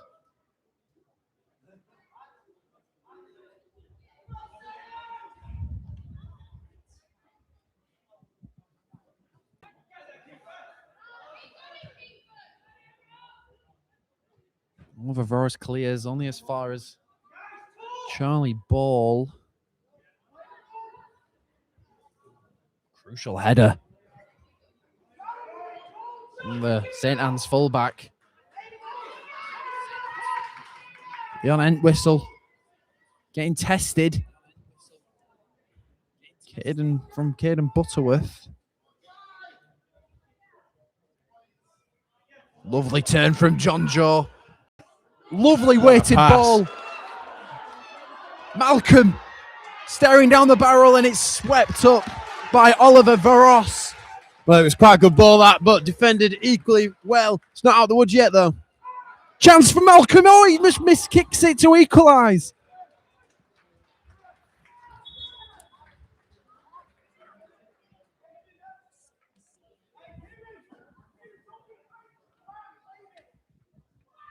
Substitution here for FCS. DJ Walker comes on, as well as Bentley Matthews. Not the Stanley Matthews, Bentley Matthews. Hopefully Bentley Matthews can play a bit like Stanley Matthews. Help them win this cup final. Not a bad ball for DJ Walker for Georgie Palmer to get on to, but Harry Elliott was equal to it. You know, I think, James, I think you'd agree with me here. The FCS back, that front line, they've got bags of pace. Yeah, they do indeed. There's a couple of times now where there's just been a ball through the defence that they've struggled to keep up with the attackers.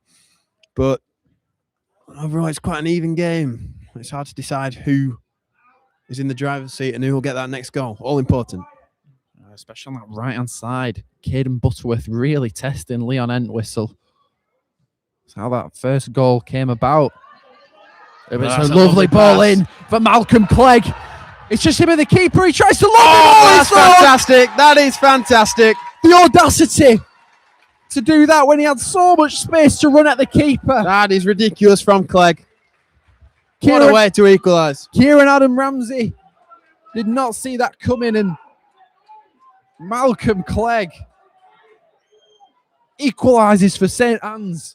Well, I can't quite believe he's done that. All that room ahead of him, and he still decides to shoot from there. It's a ridiculous finish. He just saw the keeper off his line and thought, why not? And that is why not. 1-1.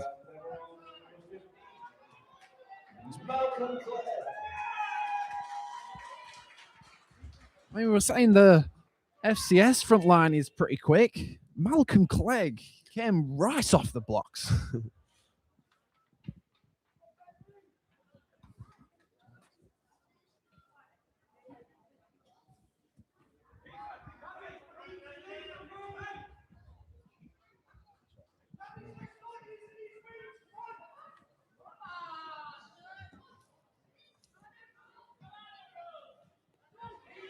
Yes. Out wide for DJ. DJ with some little chops and turning. Play. CS trying to keep it. Kiefer Richardson. Nice to hack it clear. It's back and forth in possession. It's quite nice football there. Yeah, can the team get it on the floor and start playing it? St Anne's clear it. Kiefer.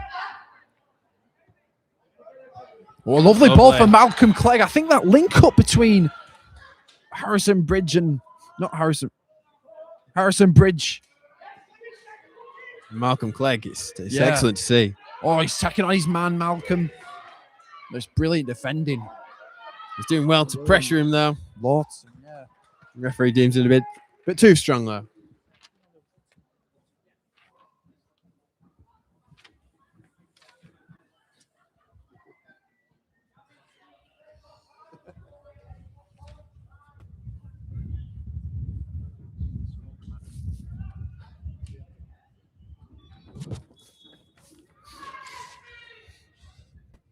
Free kick from deep. Touches it down. Cheeky flick for Charlie Ball. Ball over the top. Kieran Adams. Reevy is there to it.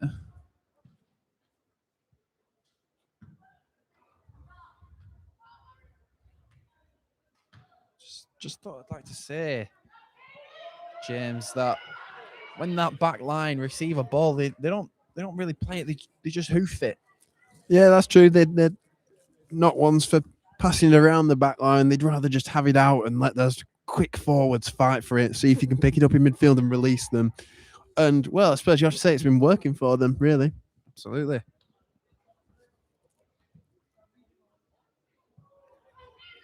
DJ Walker. Working hard. He's done really well there. No, he has done well to close him down. There's a throw in for St Anne's. Yeah, if you are new watching, St Anne's are in the purple and green kit, and FCS under 14 Chavies are in the white top and the black shorts and socks. Daniel Jarman Smith attempts to pick out Bentley Matthews.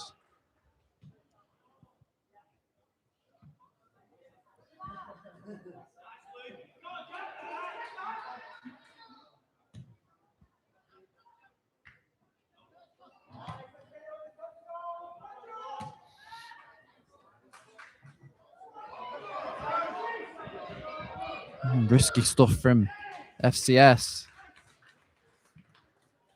Keeper clears.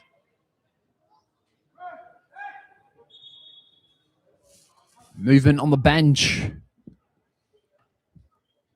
Number 12 for FCS, Jaden Wood, is coming onto the pitch. Replacing number 2, George Palmer.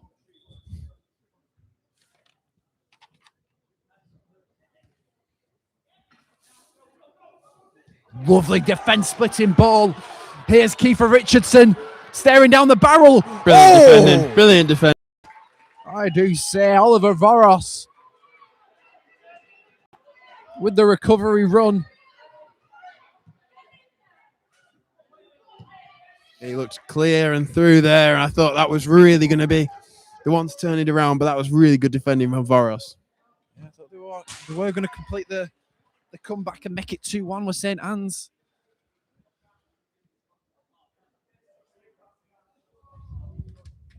Voros denied him.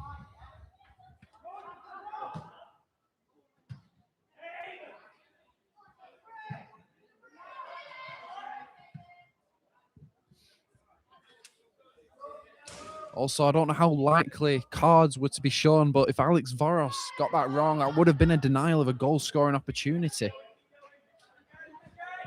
EJ Walker is out.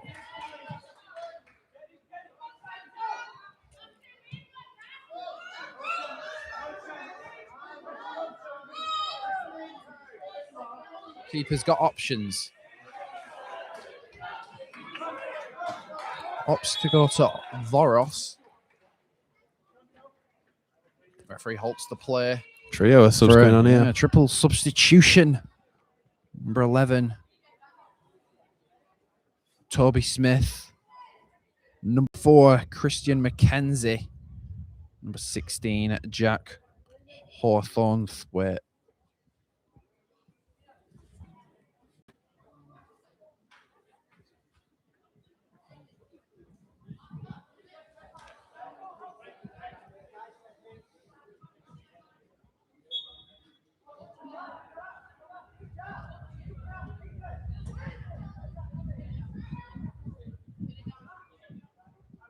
Yeah, Charlie Ball does make way. Good throw. It's in now. He volleys it. And it's over the bar. The Harrison Bridge. He's been a tough customer for that back line to deal with. There's a few times where he's just dropped in, got that ball, and then made the run forward. He's always pressing the goalkeeper when they have the ball, always on the defence's tail. He's looked a bright spark for St. Anne's. He's that connect for that St. Anne's front line. You could say he's like the bridge of it all. You could say that indeed. Well named. Well joked.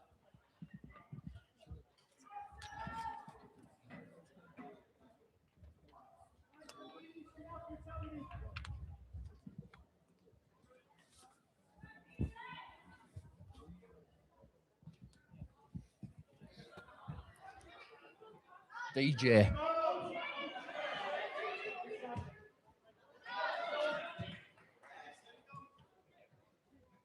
Ooh.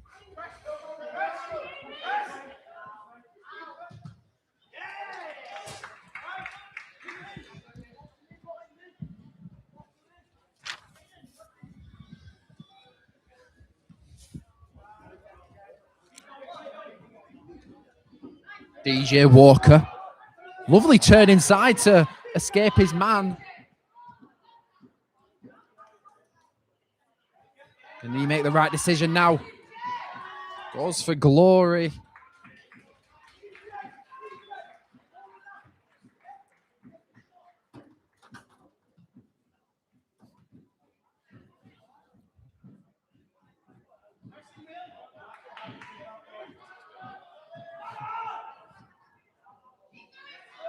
Oh, little mix up at the back, but they deal with it. The FCS.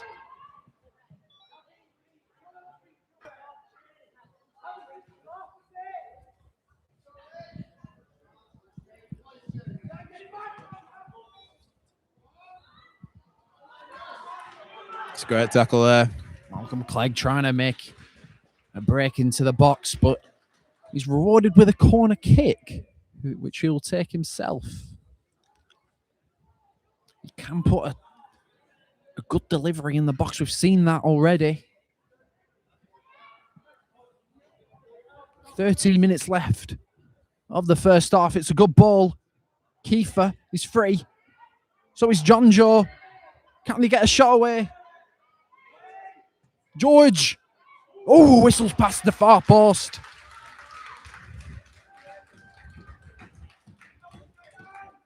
Just over the 20-minute mark, and James, after watching both sides score, how do you think this is going to end now?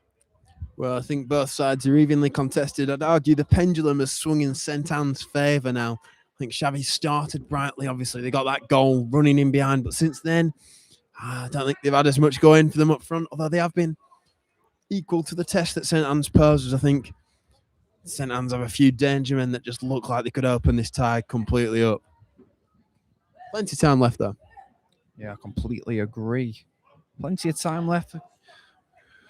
If you know the old game of football, you know a game can just flip on its head like that. One team can go from dominating to it, into it, getting dominated to take the lead.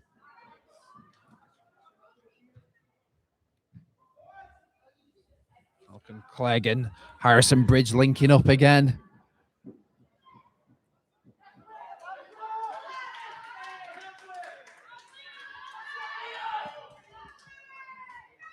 Entwistle. It's getting tested by Bentley Matthews.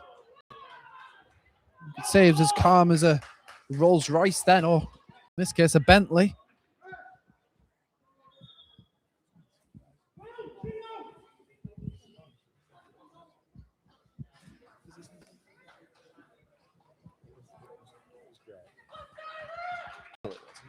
Substitution number 10 for FCS, Tyler Borden coming on, as well as George Palmer entering the field of play for William Lawton.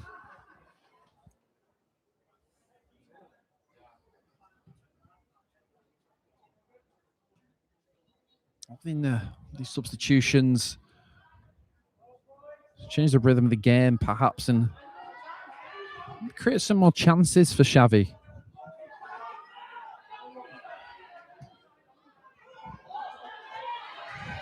And here comes Harrison. Billy Polikovs does incredibly well, but he's forced a cross goal, and number 15, Malcolm Clegg. What a chance that was. Just needed a touch, just rolled under his foot. What a great positioning from him to anticipate the ball coming across from Harrison Bridge. DJ Walker now. What's he going to do with it? He's got men up there with him. Tries to find teammate Jaden Wood up there.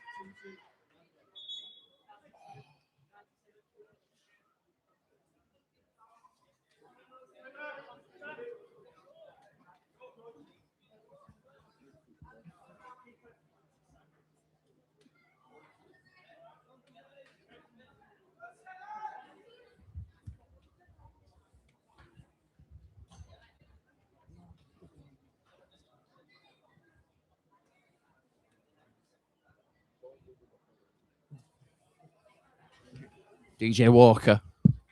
It's a good ball in there. And,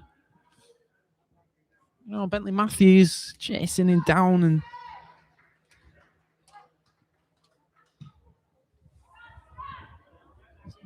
DJ Walker's influence has definitely helped since he's come on.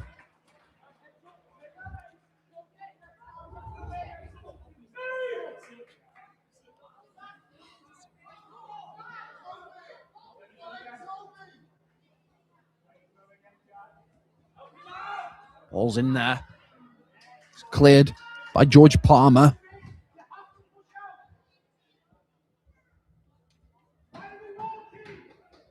George Palmer's there. Oh, it was very, very close to Harrison Bridge,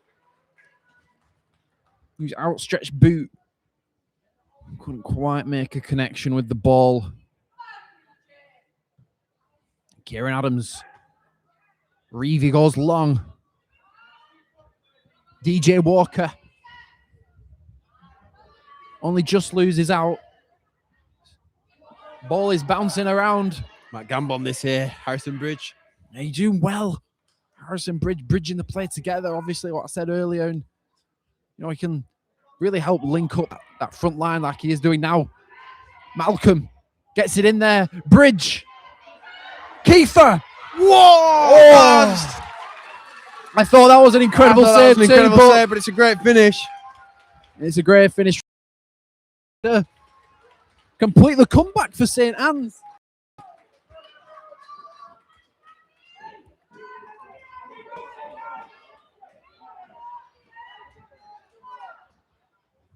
Yeah, it was. I thought the keeper had just done enough there to claw it away. It would have been an absolutely remarkable save, but that venom in the strike from Kiefer Richardson just forces it into the back of the net. The game's on its head. St. Anne's 2, Chavies 1. Yeah, he made the double save, obviously saving Harrison Bridge's first shot. And then almost getting to Kiefer Richardson's rebound effort.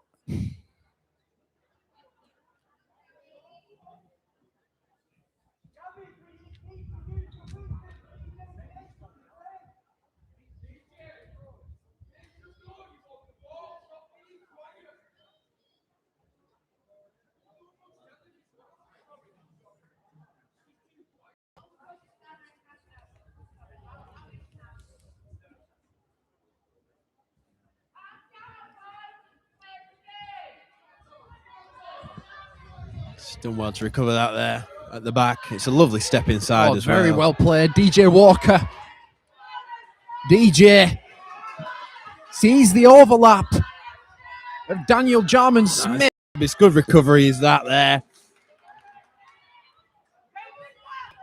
Tyler Borden battling away. Jaden wins it back. It's lovely feet. Back to Tyler. Tries to find DJ Walker. Got a bit of momentum now with FCS. You've got the crowd on your side as well. Cheering them on.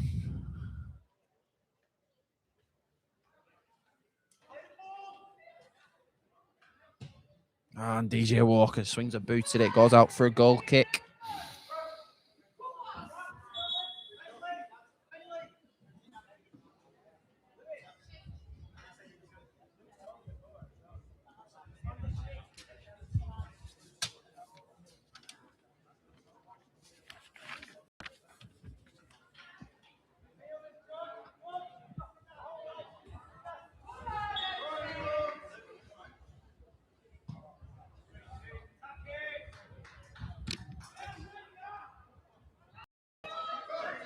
Ball in behind now.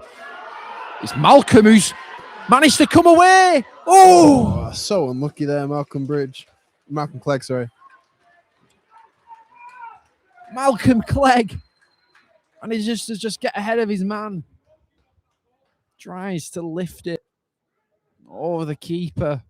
I don't think a lot of people would have backed him to get to that ball. Never mind. Trying to score. Kiefer wins it. It's George now on the ball. Was past his man. He puts a good ball in. Malcolm's there. So is John Joe. John Joe plays it back. It's patient. John Joe Shaw. John Joe Shelby. Oh. Well, no. Malcolm Clegg. Rice to feed in. Bridgie. It's not long left till half time now. St. Anne's definitely going to be the happier of the two sides going into that break. Although I don't think FCS have anything to really be unhappy about. That second goal really was quality. What a fantastic ball for Malcolm Clegg. That's a fantastic save. So brave from the goalkeeper there just to get out there, although he's not out of the woods yet. John Joe. Challenge. Slide tackle. And Nadia picks up the ball in the middle of the park.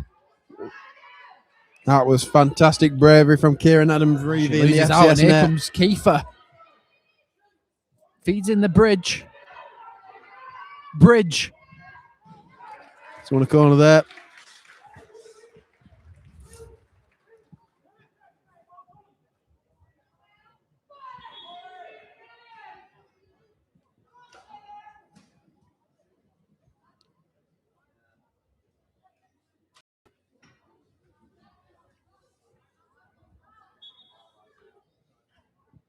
Malcolm Clegg, the outswinger. Good ball. No one there, though. John Joe. Kiefer Richardson tries to get it under control. DJ cuts it out. DJ, what's he going to do with it? He has to pick out Voros, sorry. Chance for Clegg. Just mishits it and it's a lovely turn of pace. Fouled there, Butterworth. He'd done really well to just get away from his men in that middle there, and obviously his pace was too explosive for that back line. They had to take him out there on the halfway line. Yeah, wow. Give him a yard, he'll be there before you know it. A ball to chase. I was guarantee he'll get on the end of it.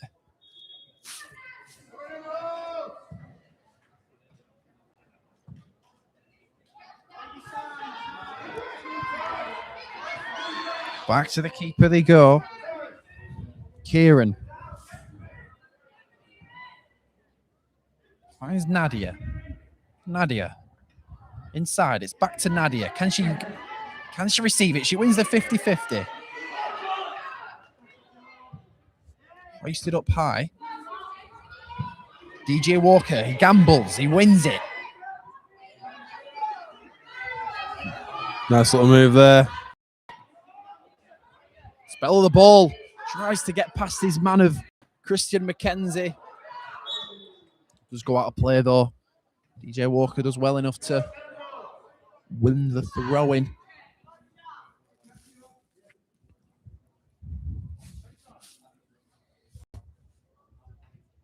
Mind, it's a St. Anne's throw-in. My bad. And that marks the end of the first half. 2-1 to St. Anne's.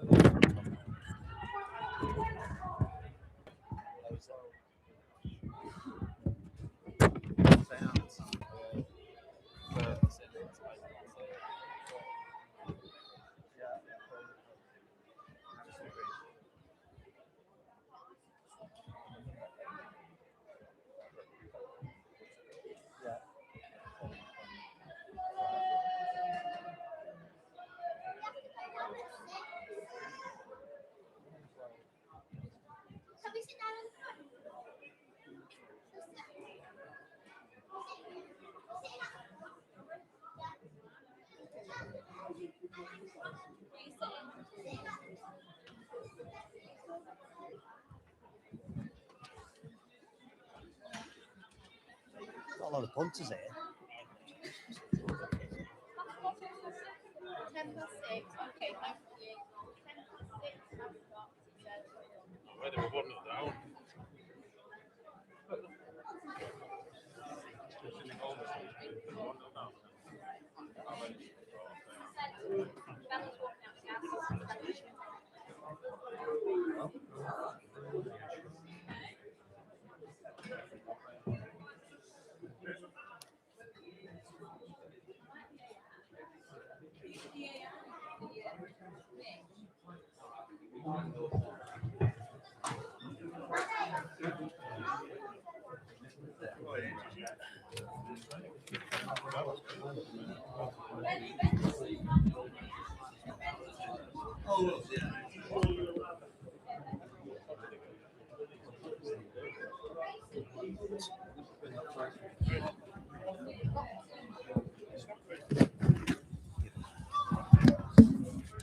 Take him down here. I don't know where the camera sort of place.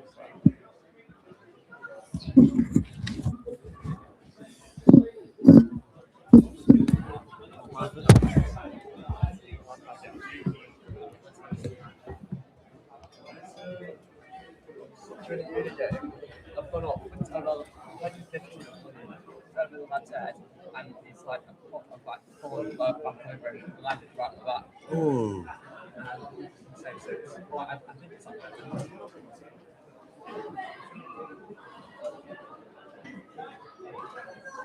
it's all down. Sounds like it. Yeah, got headbutted, and a black eye from it. Jesus. During a game.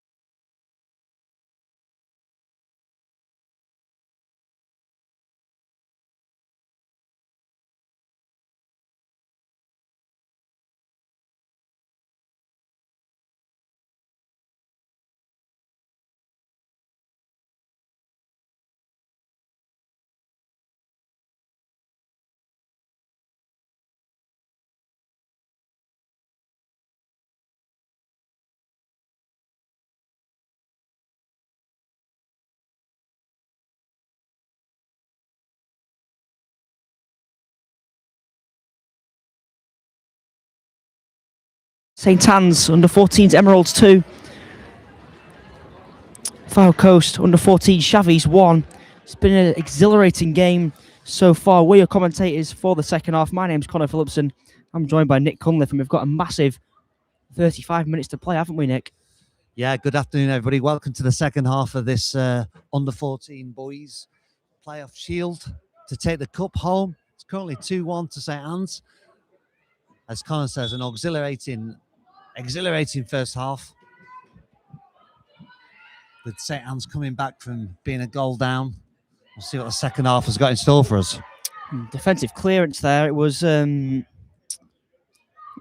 Bridge there who was just making the attempt to chase the ball down. Jaden Wood, rather, for File Coast under, but it was cleared eventually. That's a lovely little take in midfield, but File Coast are going to regain possession with a clearance from Lewis Gorman. But it's sent back upfield, and St. Anne's' Harrison Bridge just making his way into the area there. Didn't quite get on the end of it. Keeper was in good position off his line, able to gather that one up Yeah, expertly. really good defensive play from Kieran Adams-Reevy in the goal, but that's a lovely take from Malcolm Clegg, the scorer of the equalising goal, and he's going to keep going here. Just been pushed off the ball, and there's going to be a corner. As mentioned, it was Malcolm Clegg with the equaliser. Kiefer Richardson scored the other goal for St. Anne's to put them in front, and Gino Birtwistle opened the scoring after 6 minutes for Fylde Coast. And you can see St. Anne's have kept 5 back in defence for this corner kick, so they're not overly committed, obviously, with a 2-1 lead. And it's going to be Malcolm Clegg to send the corner in. It's got a lot of whip on it, a lot of bend. Unfortunately, just a little bit too much. And it's going to be out for the goal kick.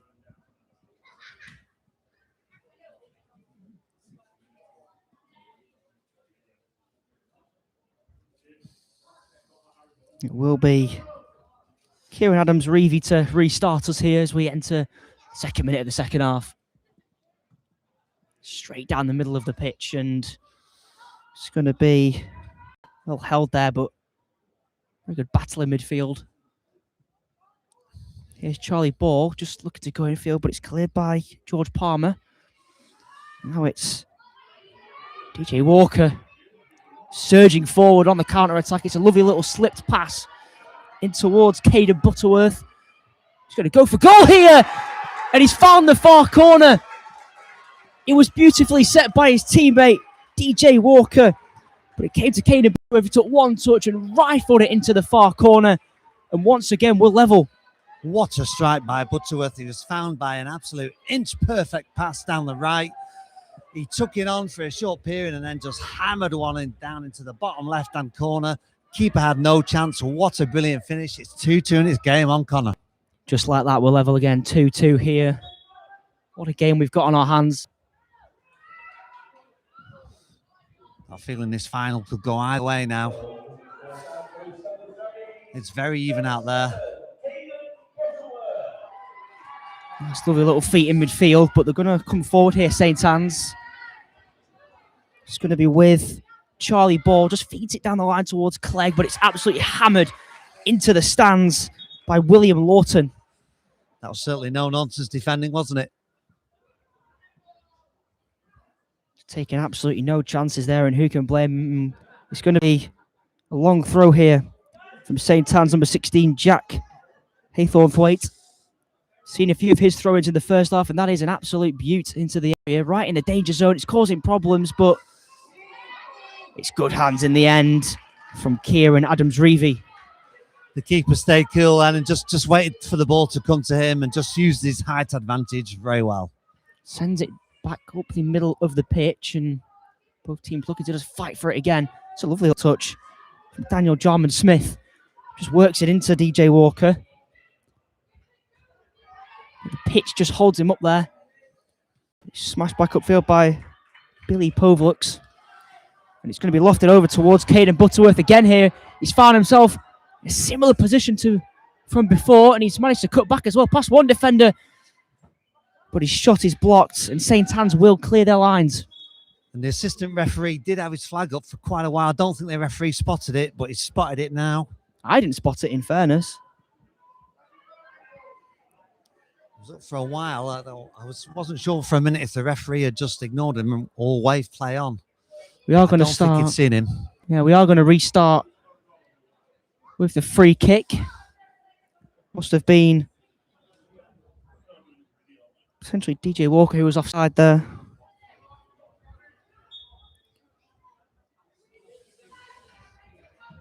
It's going to say absolutely fantastic ball over the top.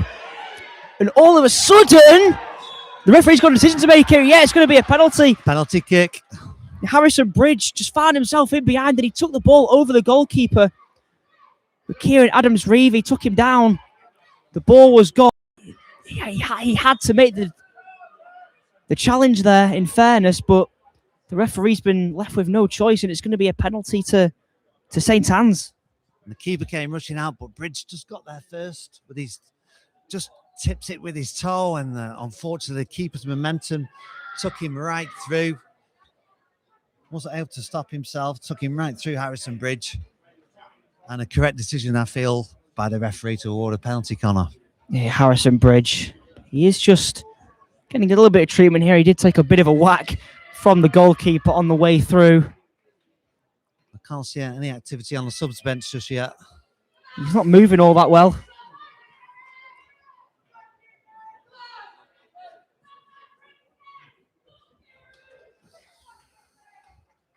Might just need a bit of time, but it is going to be Archie Warrington who takes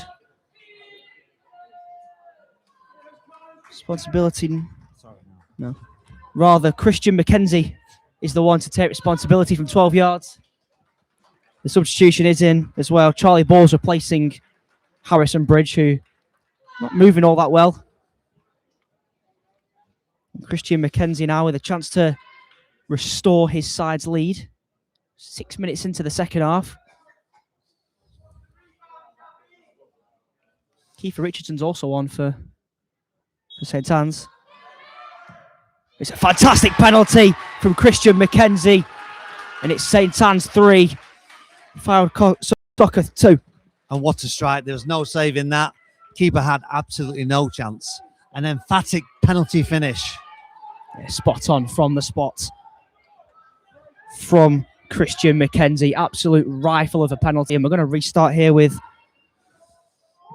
Jaden Wood, who gets the game back underway. It's a nice little take that from Malcolm Clegg. He's chasing down the loose ball there. Gino Burtmusel just making sure that he had nothing to feed off. He's thrown into the middle of the field, and here is Lewis Gorman. Just gets rid of it.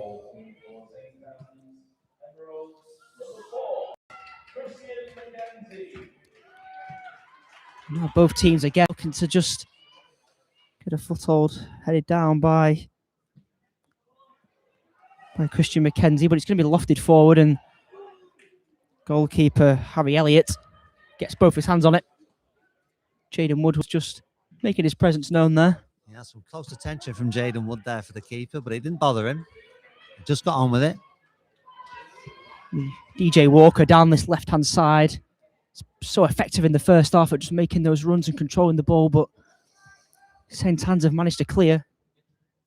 Smashed up towards that area again, but it's not gone very far. I know Jarman Smith here just working his way through the midfield. The referee is going to pull him up though. Pull up the St. Anne's players. There's a couple of fouls in there as the number 6 made his way through. And this is a really good position for a free kick. Might be a little bit central, but I'm sure they can chip it out to the wings. A little bit too far out for an attempt on goal, I feel, but you never know. We've seen some absolute long-range goals this weekend so far. Well, he's got a lengthy run-up. Yeah. The taker here, so he possibly just assessing his options.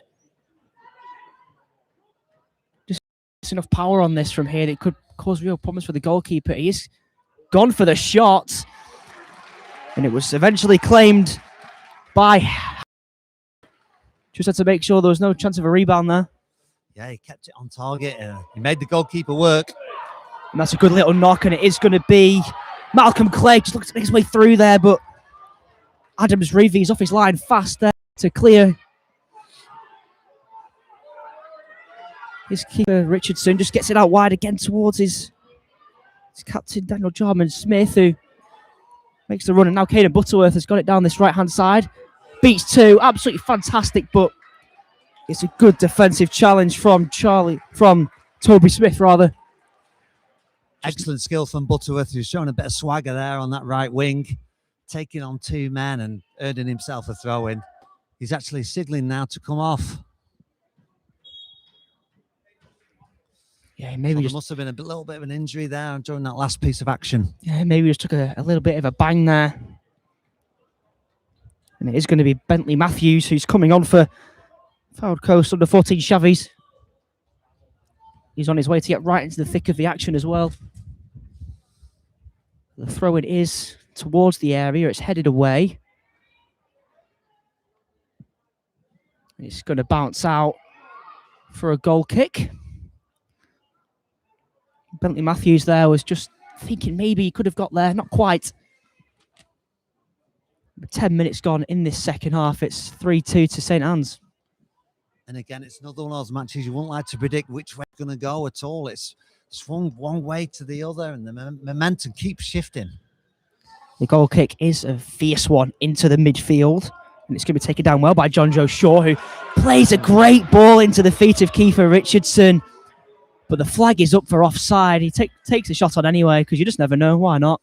Keeper tips it over. It was a tight one. The crowd didn't like it, but we are right in line with it. And it did look like he'd just gone a bit too early, which means he was offside, and the assistant referee was right to raise his flag. Yeah, I think the linesman got that one right there. Was a tight one, but probably the right decision on balance.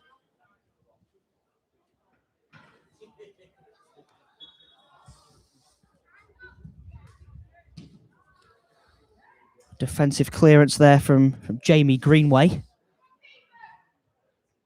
And then it's Kiefer Richardson just putting the defender under pressure there, forces the throw in. We toss down that line. Nice little flick there from Kiefer Richardson, just knocks it back out of play. It's into Jaden Wood. Couldn't quite get a hold of it there, and we're going to get another throw in. It's Fylde Coast under 14 Chavies just edging their way up the field here, gaining a few yards. TJ Walker with the throw in. It's not a bad one, but Jack Haythornthwaite was there to clear. And the shot's going to come in from distance. It's going to bounce wide for a goal kick there. Some of the goals we've seen, why not go for that there?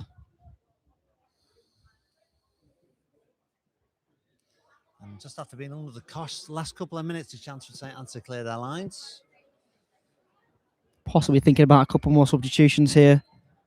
Fylde Coast soccer under 14 Chavies. However, John Joe Shaw is in here. He's played in Malcolm Clegg. The flag's up again. He's not convinced, but that referee one looked a little bit closer again, right in line with this one, Connor. I wasn't sure it was 50-50 for me, but the assistant referee raised his flag and deemed it to be offside. Yeah, the referee sided with his linesman there. Like you say, really tight one, that. It's absolutely cannoned forward by George Palmer. But St. Anne's will get the ball under their spell again. Not quite, though, because Lewis Gorman was there for the under-14 Chavies with the Fylde Coast soccer. It's hoisted forward, and Nadia Salthouse got the touch. Good tackle there from Lewis Gorman again, and it's launched forward. It's not a bad little touch from John Joe Shaw. Just couldn't quite get it under his spell, though, but it might just break here. No, because Kieran Adams-Reevy is off his line fast.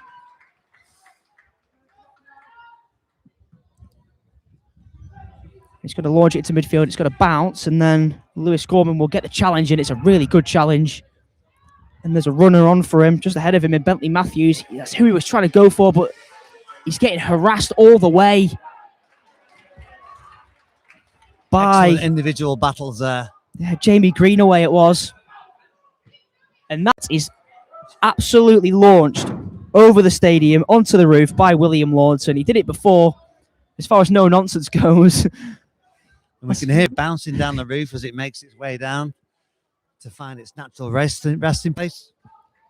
Absolutely excellent defensive clearance, and we're going to have a multitude of substitutions for both sides here. Tell you that Harrison Bridge is back on for St. Anne's after getting that whack before, and Archie Warrington's on for Fylde Coast under 14 Chavies. Might just drop here, and he has gone for the volley. Why not? Jamie Greenaway with a left-footed F. Wasn't a bad one either. Yeah, good first-time shot from Greenaway. Showed a lot of confidence to do that. Pluck it out the air and get an attempt on goal. The keeper was equal to it. 50 minutes played. We've got another 20 left. It's still 3-2 St. Anne's. That's a great ball over the top if he can find a green and purple shirt. Not quite. Once again, it's Kieran Adams-Reevy to come out and claim it. Yeah, he commands his area really well, doesn't he, Adams-Reevy? Smashed into the middle of the field. Good work, and it is going to be Harrison Bridge. He just loses out there. It's a fantastic piece of defensive work from Bentley Matthews, and he is going to keep hold of it. And he goes back in towards Lewis Gorman, who sends it infield towards Jaden Wood, who does get it under a spell well, and he's going to find DJ Walker, but the flag is up. DJ Walker actually found the far corner there as well.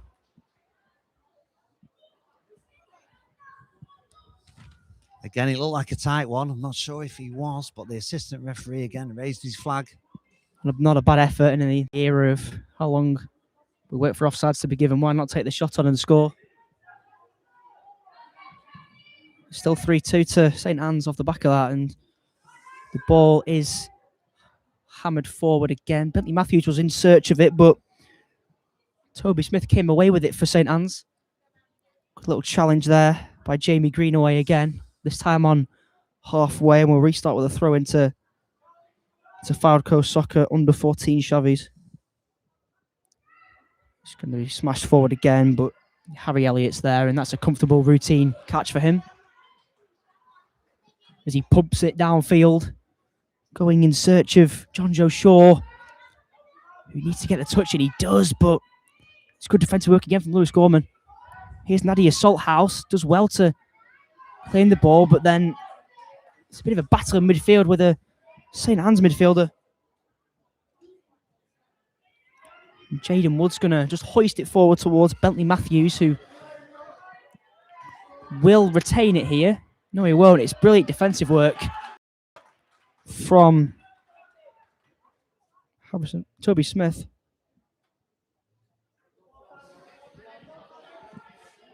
Long throw now by Lewis Gorman. Just dealt with there by St Anne's once again. It actually looked like that was a St Anne's throw. It looked like it came off Fylde Coast player, but it's been awarded to Fylde Coast. And that one's definitely a Fylde Coast throw, and it's a fantastic defensive header. The referee's just paused here. I think, yeah, we're going to have another substitution this time for Fylde Coast Soccer under 14 Chavies. It's going to be Billy Pokeloves who's onto the field. That's in place of William Lawton. Once again, the substitution's being utilised. It is quite warm down there. A lot of ground to cover. And we've seen the importance of substitutions in some of these games this whole weekend. As you say, it's a massive pitch out there for these young players to cover. Nadia Salthouse. Salthouse The heat is on. won it back there, and Bentley Matthews was going in search of a half chance, but it's cleared out by St Anne's defender.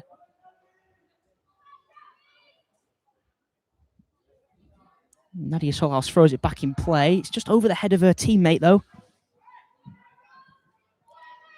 Nice little battle in midfield there between what must have been four players, and St Anne's looking to just come away with it. But once again, it's absolutely smashed into the stands by the defence of Fylde Coast Soccer under 14 Chavies. The long throw here from Jack Haythornthwaite. They always cause problems. It's hoisted into the stands again, though. Billy Pokelovs this time making absolutely certain that St Anne's have nothing to feed off.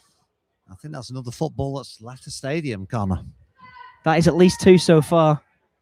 But we're going to have another long throw, and it's Jack Haythornthwaite. And it is cannon of a throw-in.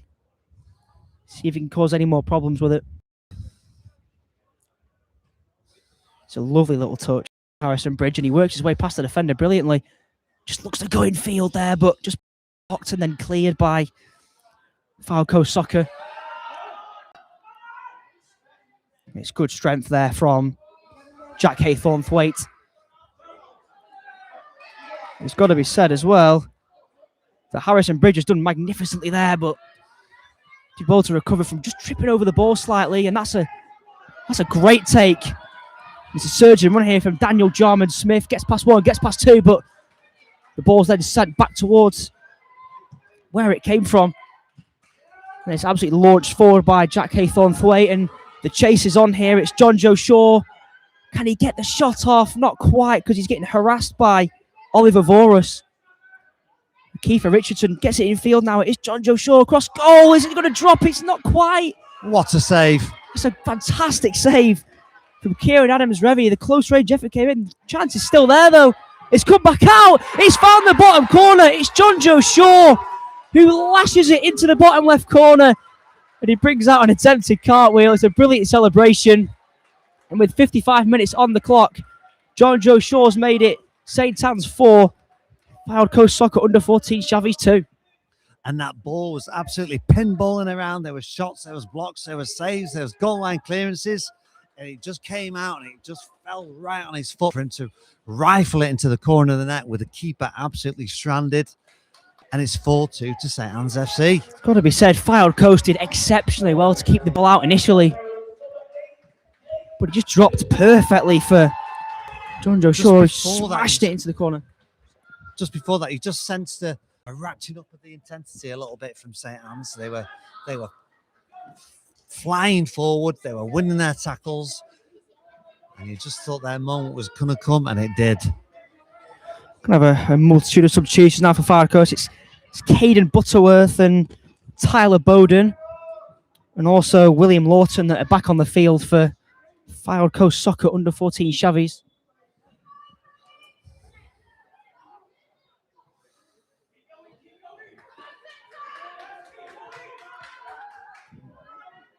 Now we're not going to have long to play. There's roughly like 15 minutes of normal time. Coast Soccer are going to need to pull something out here because they've played well. St. Anne's have been brilliant. Now it is becoming a battle in that midfield. William Lawton's come away with it. It's gone in towards George Palmer. Lofts it down the line, but Christian McKenzie will mop it up. Jamie Greenaway will come away with it. Just gets it into midfield. Nadia Salthouse with a touch there, but it's St. Anne's who are going to come away flying on the counter-attack again. There's Harrison Bridges making the surge and run, and he is going to get onto the ball. He's got the goal to aim at, but he's just been forced wide by the pace on the pass. He's going to try and work his shot here. Bridge, it's going to be blocked. He's going to go back out towards George Sowerby Smith. Bridged again, looking to just loft the cross into the area. There are two players to aim at, but it's bounced just a bit too far and it's gone out for a goal kick. Well, it was George Sowerby Smith who started that attack with a fantastic ball out to the left to Toby Smith, who cut inside, but he couldn't make the most of it, and it remains 4-2 to St. Anne's. They don't need to panic. Fylde Coast under 14 Chavies. They might do now, though, because John Joe Shaw's found himself in on goal and he's gone for it. It's a fantastic save again by Adams Reevy. Keeper saves it with his feet, which is probably the best bet in that kind of goal mouth. Yeah, it could have gone anywhere. It could have bobbled anywhere. And it's going to be a another Jack Haythorne-Thwaite long throwing down this left-hand side. You just feel that St. Anne's are really trying to put this game to bed now. If they get a fifth, that would go a long way to putting this game to bed. But as long as it remains a 2-goal deficit, there's hope for Fylde Coast. That's a fantastic defensive challenge by Jamie Greenaway, but Fylde Coast Soccer will come away with it. It's a lovely little back heel and a lovely little 1-2 there involving William Lawton, but it's smashed out of play. It was Leon Entwistle taking no chances there.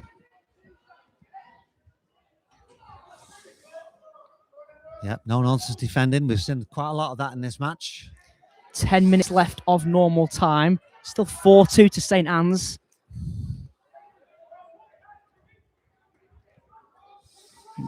Haythorne-Thwaite would get it down the line towards Bridge, who just can't quite get it under his spell there. And it's lofted forward.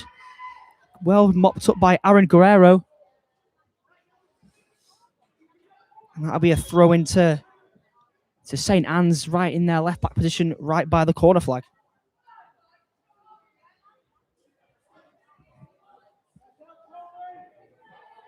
Haythorne-Thwaite gets it down the line. Bridge will look to just... Oh, it's a fantastic challenge from Nadia Salthouse there. But it is going to be out for a throw-in to her side. Excellent play for Nadia Salthouse. Really fighting for her team there. Every credit to all of them from Fylde Coast. They're all battling. They're all fighting. They just need maybe a little bit of here. Something to just fall to them in that 6-yard box or in and around the penalty area.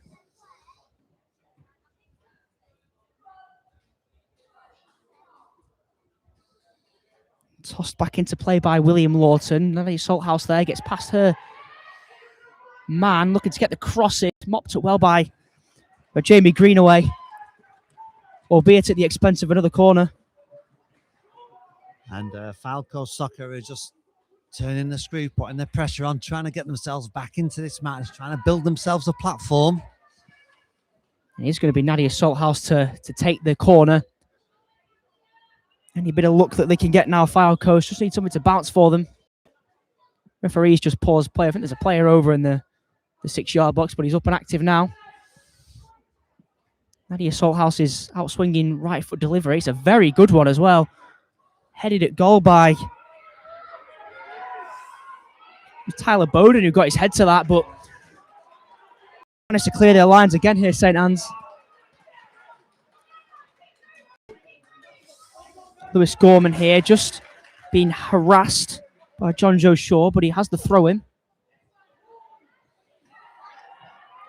It's down the line here, and Nadia Salthouse might just get a bit of a chance to run here. It's a fantastic challenge by Leon Entwistle. And then he clears it as well. What a fantastic defensive move that was. Fantastic defensive play from Entwistle. Brilliant slide tackle and a good clearance that sets St. Anne's off on a possible counter-attack here.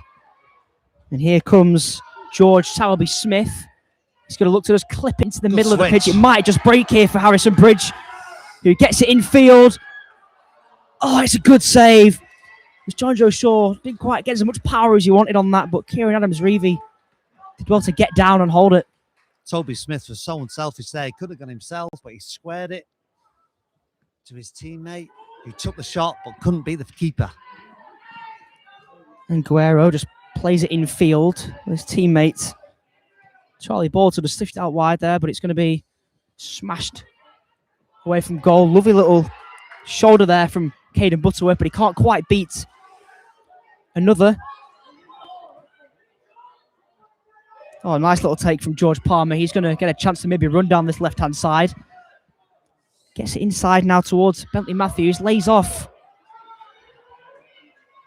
Lays off Tyler Bowden. He tries to just shift it onto his teammate, and St. Anne's back line is holding firm. Caden Butterworth looking to get the cross in. Entwistle's there to block. Smashed away. He's got a bit of time here to just think about what he's going to do. He's got to go down the line to Harrison Bridge. He just can't make it past. Good little shoulder barge there from both of them. And I mean, I think both of them did exactly the same thing to each other there. Nice little physical battle. I'd agree with that. A little bit of 50-50. Referee calls it a foul and awards a free kick to St. Anne's FC. And again, a little bit more pressure from Foul Coast. And St. Anne's able to clear their lines. 7 minutes, just under, of normal time. We're going to have another substitution. It's going to be Nadia Salthouse that makes way. Be replacing by DJ Walker. And also Jaden Wood is on. Some more attacking options there. They've got a bit of time to work with here, but not much. Yeah, they need something sooner rather than later to get themselves back into this game. Gino Burntwhistle is on. He was the scorer of the opening goal of the game. And he's gone up front. It's a lofted ball forward. It's might just break here for another chance on goal. And it's John Joe Shaw who gets his second of the game. St. Anne's fifth. And that might just be game, set and match. The referee's just having a word with the assistant referee, but I think all is good. I think he's awarding the goal. Yeah, that is goal given. It's now St. Anne's 5. Foul Coast under 14, Chavies 2. And that long diagonal pass absolutely dissected the Foul Coast back line. John Joe Shaw was on the end of it to dispatch it expertly into the bottom left-hand corner. We go for more substitutions here. This time it's for St. Anne's. Malcolm Clegg's on. So is Harrison Bridge back on there.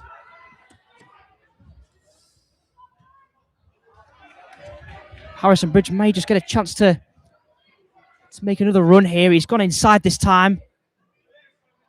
Both players battling possession. He's going to come out on top, and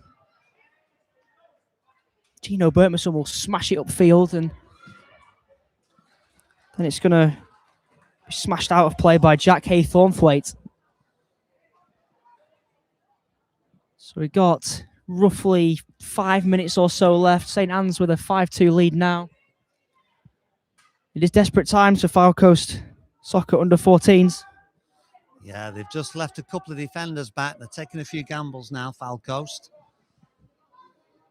which is as they should, to try and pull back this 3-goal deficit.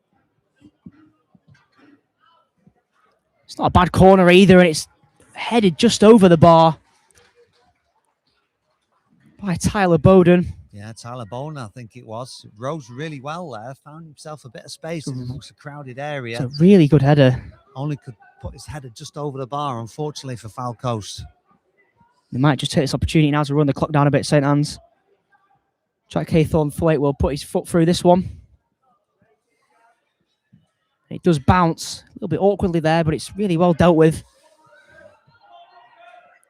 But it's over the top here, and there might be a chance for Selby Smith to run onto it. Not quite. Keith Rich case of it. He's down the line, and George Palmer's got a bit of space to work with. He's just kind of curled it in the field. It's actually a fantastic ball. And it is maybe going to drop for Jaden Wood here. Not quite. It's going to be cleared away. Good work from the Foul Coast players, though. A vital interception there at the back for St Anne's. Foul Coast Soccer looking threatening once again. And that's a fantastic piece of defending, but Caden Butterworth might just be in here. His shot saved and then pounced on by Harry Elliott. Well, it was a worthy attempt. He was looking for that top corner, but the keeper was equal to it. It's going to come down with snow on it in the middle of the park, and Malcolm Clegg has the ball. He's going to look to just get it out wide towards his runner, Harrison Bridge, but it's knocked out for a... Still in play here, actually. Harrison Bridge just will win the throw-in. Archie Warrington there had to just knock it out because, as we saw before, Malcolm Clegg was there and in search of it. Time running out. This is the ideal position for St Anne's to be in. Substitution as well here for Foul Coast Soccer under 14 Chavies. Daniel Jarman's back on the field. That's in place of Lewis Gorman. Just over a minute until St Anne's can be crowned champions. The corner's into the near post. It's well held by Adams Reevy, who looks to get it out fast here. He smashes it upfield.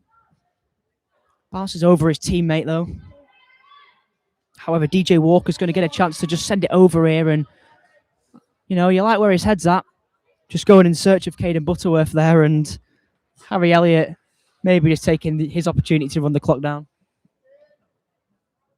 Keeper falls on it dramatically. With a minute left, who can blame him? The other goalkeeper, though, is going to smash it upfield. It will find his teammate in DJ Walker, who just looked to get it down the line, but he just couldn't. Intercepted well, though. And there's a 50-50, but it's going to be in favour of George Palmer. Fantastic work from him to win his team this attack. And Caden Butterworth goes inside here. Tyler Bowden just couldn't quite get it out of his feet for a shot there. Daniel Jarman Smith goes out wide towards DJ Walker. He's going to get it into the penalty area, but it's going to curl just out for a goal kick. And they're working really hard, Foul Coast at the moment, but the pressure's just not paying off. They've had a few attempts on goal in the last few minutes, but not really been able to test the keeper at any level. And with the countdown from the crowd, that is officially 70 minutes played. That's all. To the referee now. That's all she wrote. Foul Coast Soccer are still working hard. They're still going for that third goal. Might just come out here for Gino Burtmissel, whose effort is held well by Harry Elliott. Yeah, it was a nice little layoff, wasn't it? And a good daisy cut shot right across the ground. But the keeper had his eyes on it and was able to fall on it and claim it safely. Smashed out wide here. Good ball there from George Palmer. Finds his teammate DJ Walker, who looks to go inside. It's a good ball from him to find Jaden Wood. However, the flag will go up on the far side. And surely now, Nick, there can't be left long to play. You'd think so. You'd think a long ball now from St. Anne's. Hopefully for St. Anne's, they'll be able to keep it up there. It's a great little knock from Dan. And it's going to be a chance here for a sixth. It might just roll in. It will just roll in. And that is that. Charlie Ball gets the final touch. And it's St. Anne's 6. File Coast Soccer under 14 Chavies 2. Yeah, I think it was John Joe Shaw who went through one-on-one. Keeper made an absolutely outstanding save from that, but the rebound just fell to the goal scorer. And it's, you're right, it's a full goal deficit. Jamie With hardly Greenaway. any time left to play. It was Jamie Greenaway with the magnificent flick on header. But Charlie Ball got the final touch, and he'll get his name on the score sheet. Falco Soccer will feel hard done by because they've played well. But St. Anne's on the break have been ruthless. They're still going to go in search of that third goal, though. Falco Soccer, they're not giving up. It's hammered away from goal by Aaron Guerrero. There goes the full-time whistle. And St. Anne's under 14s Emeralds are champions today. It's finished here. St. Anne's Emeralds 6. Fylde Coast under 14 Chavies 2.